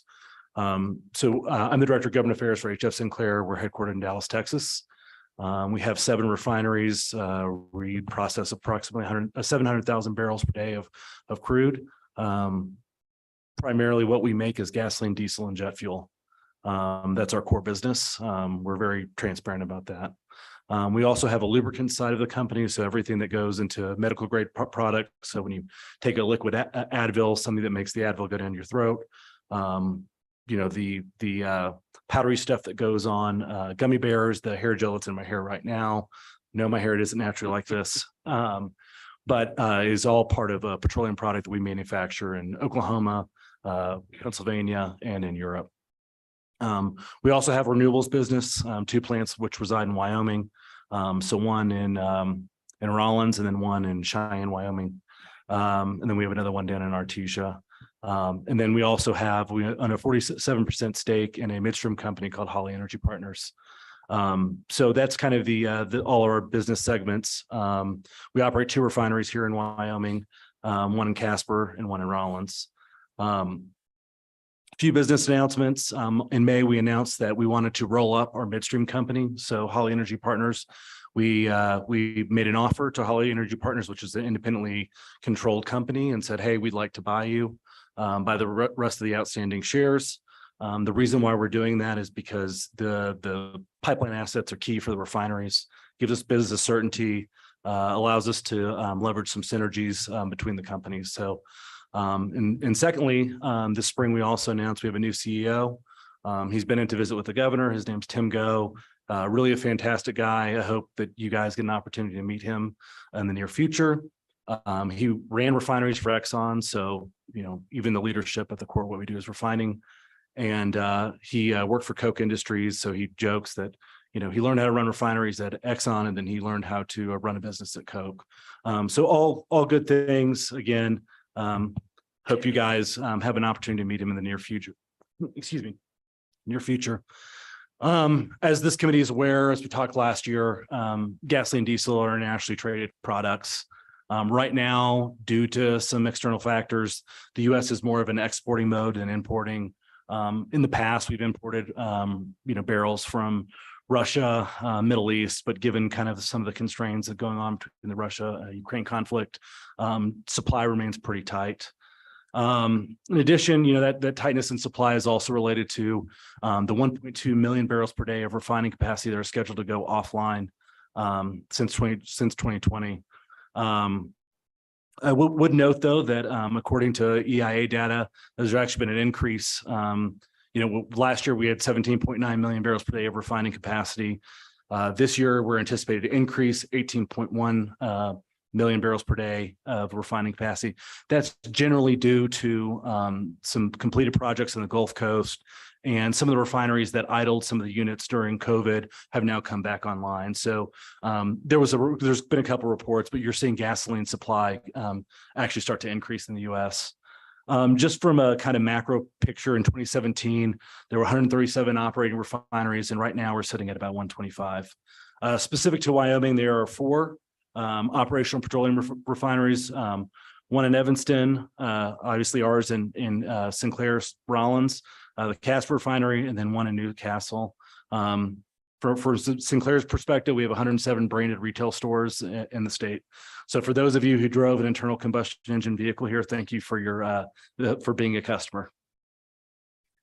Just some legacy on the Sinclair refineries. So this is important to note to this committee. The Casper refinery actually opened up in September of 1923. So they're about to approach their 100-year anniversary. Right behind the Casper refinery, the Rollins facility opened up in 1924. So they're about to celebrate their 100th birthday. So very exciting times for those. I mean, these are long-lived assets that have had what I would say millions and millions of dollars invested in them to modernize them. And just, to talk about the jobs, Mr. Chairman, you look at the company supports about 800 jobs with about 300 embedded full-time contractors between our 3 sites in Wyoming. If you use some economic data, it's basically a job multiplier of a 10. So we're looking about 9,000 jobs at the refinery support. We have 330, I mentioned, contract positions. We currently have 21 open positions. So if you have constituents that want jobs that can meet the qualifications, we'd be happy to take a look at them. This spring, we actually we had a large maintenance event. So refineries have to go offline every so often.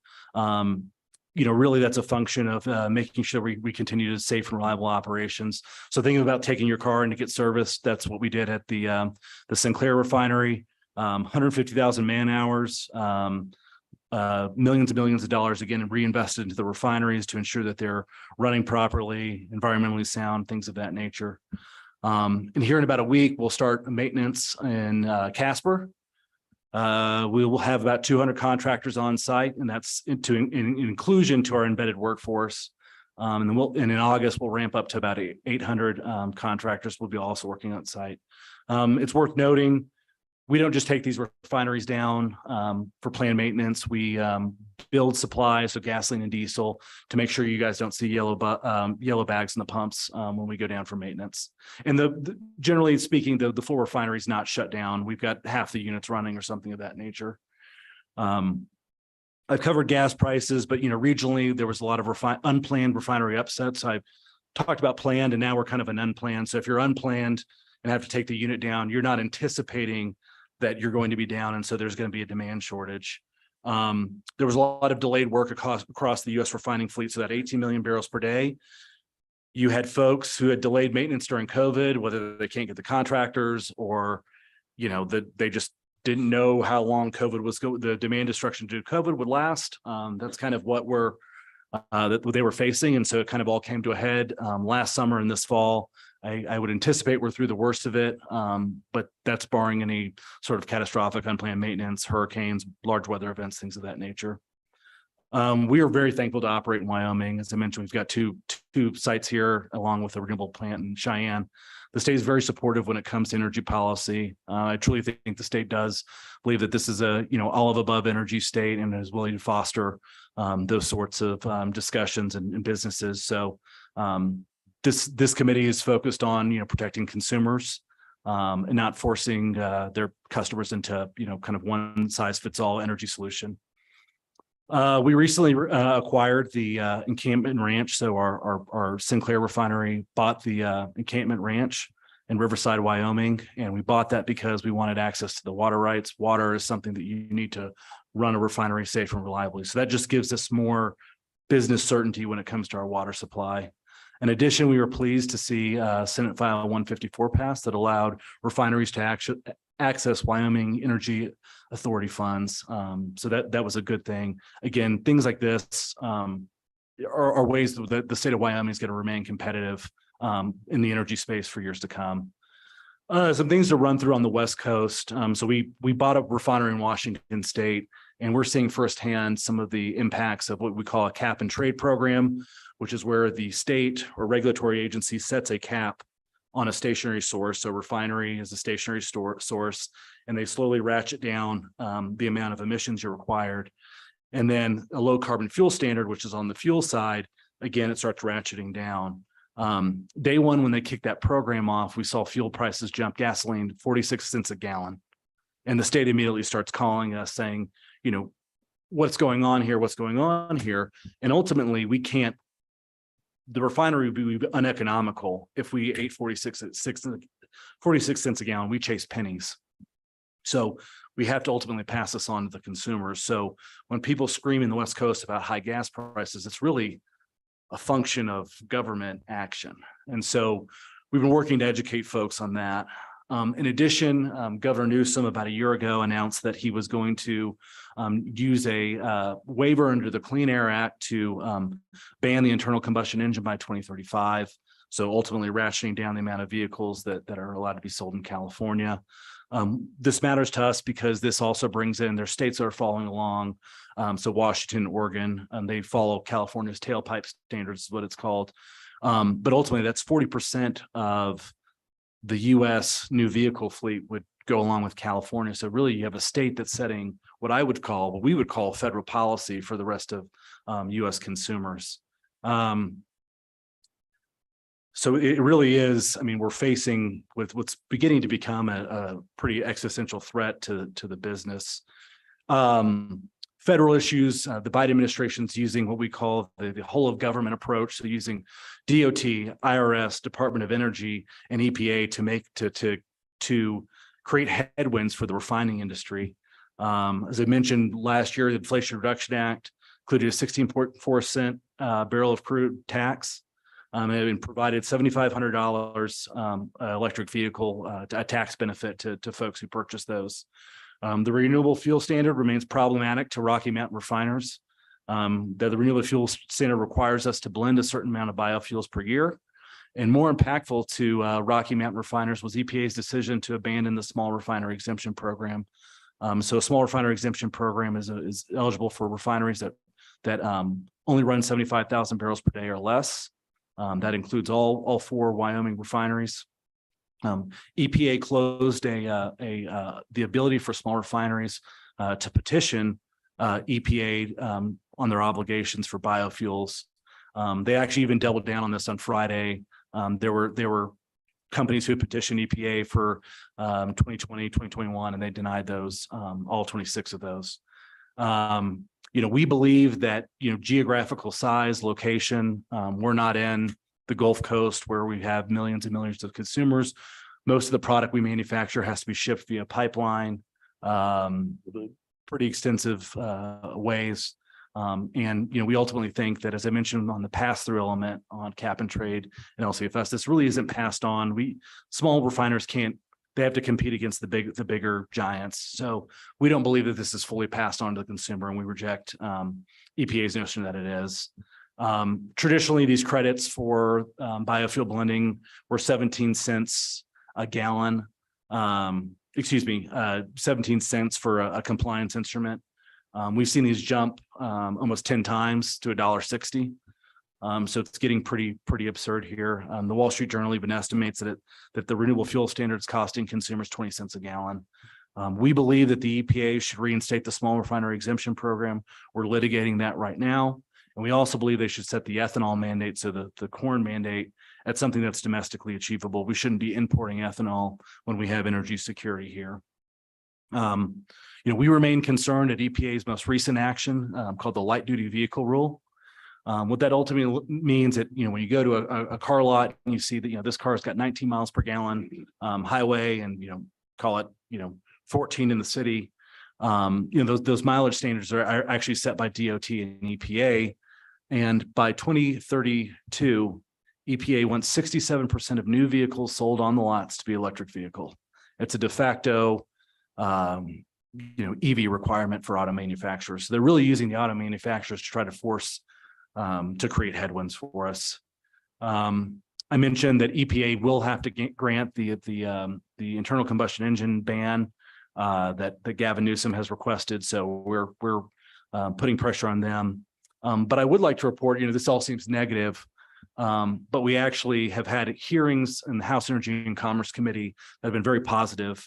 A ban on electric vehicle compliance credits, removing the EPA's ability to use this light duty vehicle rule to force electrification, and rejecting the state's ability to do a de facto internal combustion engine ban. And this has all been going on the past 2 weeks. So we're very pleased at the direction things are going. I think that EPA is starting to realize that consumers are ultimately going to pay a price, and that's something that HF Sinclair is not willing to support. We support consumer choice. So even if you want to drive an EV, that's fine, but we don't support folks being forced into an electric vehicle. Again, we're thankful to be represented by this committee. In our DC matters, we're thankful that Senator Lummis and Senator Barrasso and Congressman Hageman are here. They've been very engaged in the debate. And with that wraps my prepared remarks, and I'm happy to answer any questions for the committee. Thank you. Members of the committee, do you have questions? Go ahead, Representative. Thank you, Mr. Chairman. Appreciate your information. Last time you were in front of this committee, we talked a lot about diesel prices and the high diesel prices, and they've come down and probably solely due to what you've done in the meantime to bring those prices down. So I appreciate that. But as you mentioned, during the last legislative session, we instigated a number of financial instruments to help refineries expand in capacity, specifically refineries. With that legislation being signed into the law, is there any talk within your organization of expanding your refineries here in Wyoming versus Washington, where you do have higher headwinds than you do here? Is there any conversation about maybe expanding your capacity? Sure. Chairman Dockstader, Representative Heiner, thank you for that question. I will try to answer it the best I can, and it may be a little confusing, but you're more than welcome to ask a follow-up here. So traditionally, if you look at the Holly Frontier corporate entity and the Sinclair Oil corporate entity, we're two separate companies. Why that matters, there are 3 refineries between the 2 companies. So you've got one in Salt Lake City, Utah, you've got one in Rawlins, Wyoming, and you've got one in Casper. Those refineries couldn't talk to each other due to, antitrust rules. But now that we're able to start talking to each other and optimizing, I think that there's a lot of benefit there, where we can swap out feedstocks and things of that nature, or if we know if a refinery is coming down for maintenance, we can, backfill supply in. I would note that we're actually running the refineries with more throughput than the Casper and Rawlins refineries that they ever have. So while we haven't looked at a full-blown, adding 10,000 barrels per day of refining capacity, there's a ton of opportunity when it comes to reliable operations. So when a refinery has unplanned maintenance and it goes down, as I mentioned, production is severely hampered.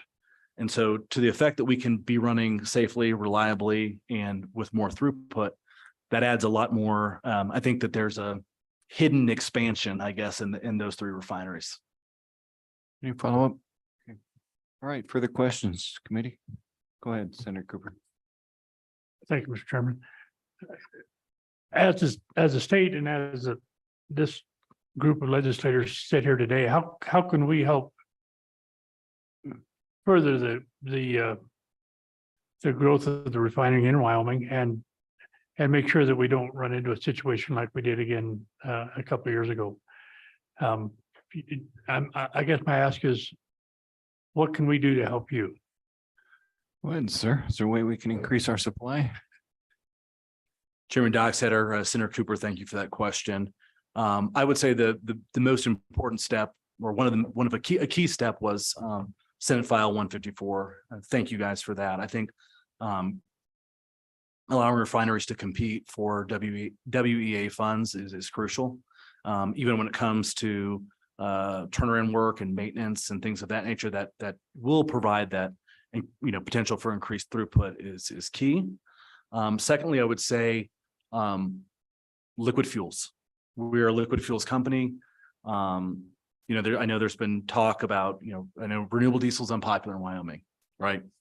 But it is very popular in California, Oregon, and Washington State. So I would encourage this committee to, no matter what the fuel source is, to make Wyoming the most competitive state in the union. Okay, thank you. Any follow-up? Good. Further questions? Apparently not. That was a comprehensive report. Thank you. All right. Thank you. Public comment? Anything out there? Okay, we're in the room. All right, committee, that brings our meeting to a close. We're not too far off, about 10 minutes, what we anticipated. Let's go ahead and adjourn our next. Yeah, you want to give us a report?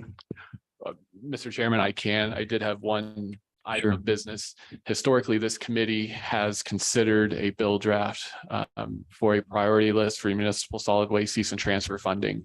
And with your direction, we would prepare that draft once we receive the report from DEQ. Let's maintain our history. Maintain our history. Very good. Thank you. Next meeting, November 9th and 10th in Gillette. I promise you it will feel different outside on November 9th and 10th. Anything from the committee? Anything that, all right, looks like we're good. Anything else from staff? Big thank you to that table for all three of you. Travel safe back to Cheyenne. Thanks to Wyoming Public TV for bringing this across the state to us.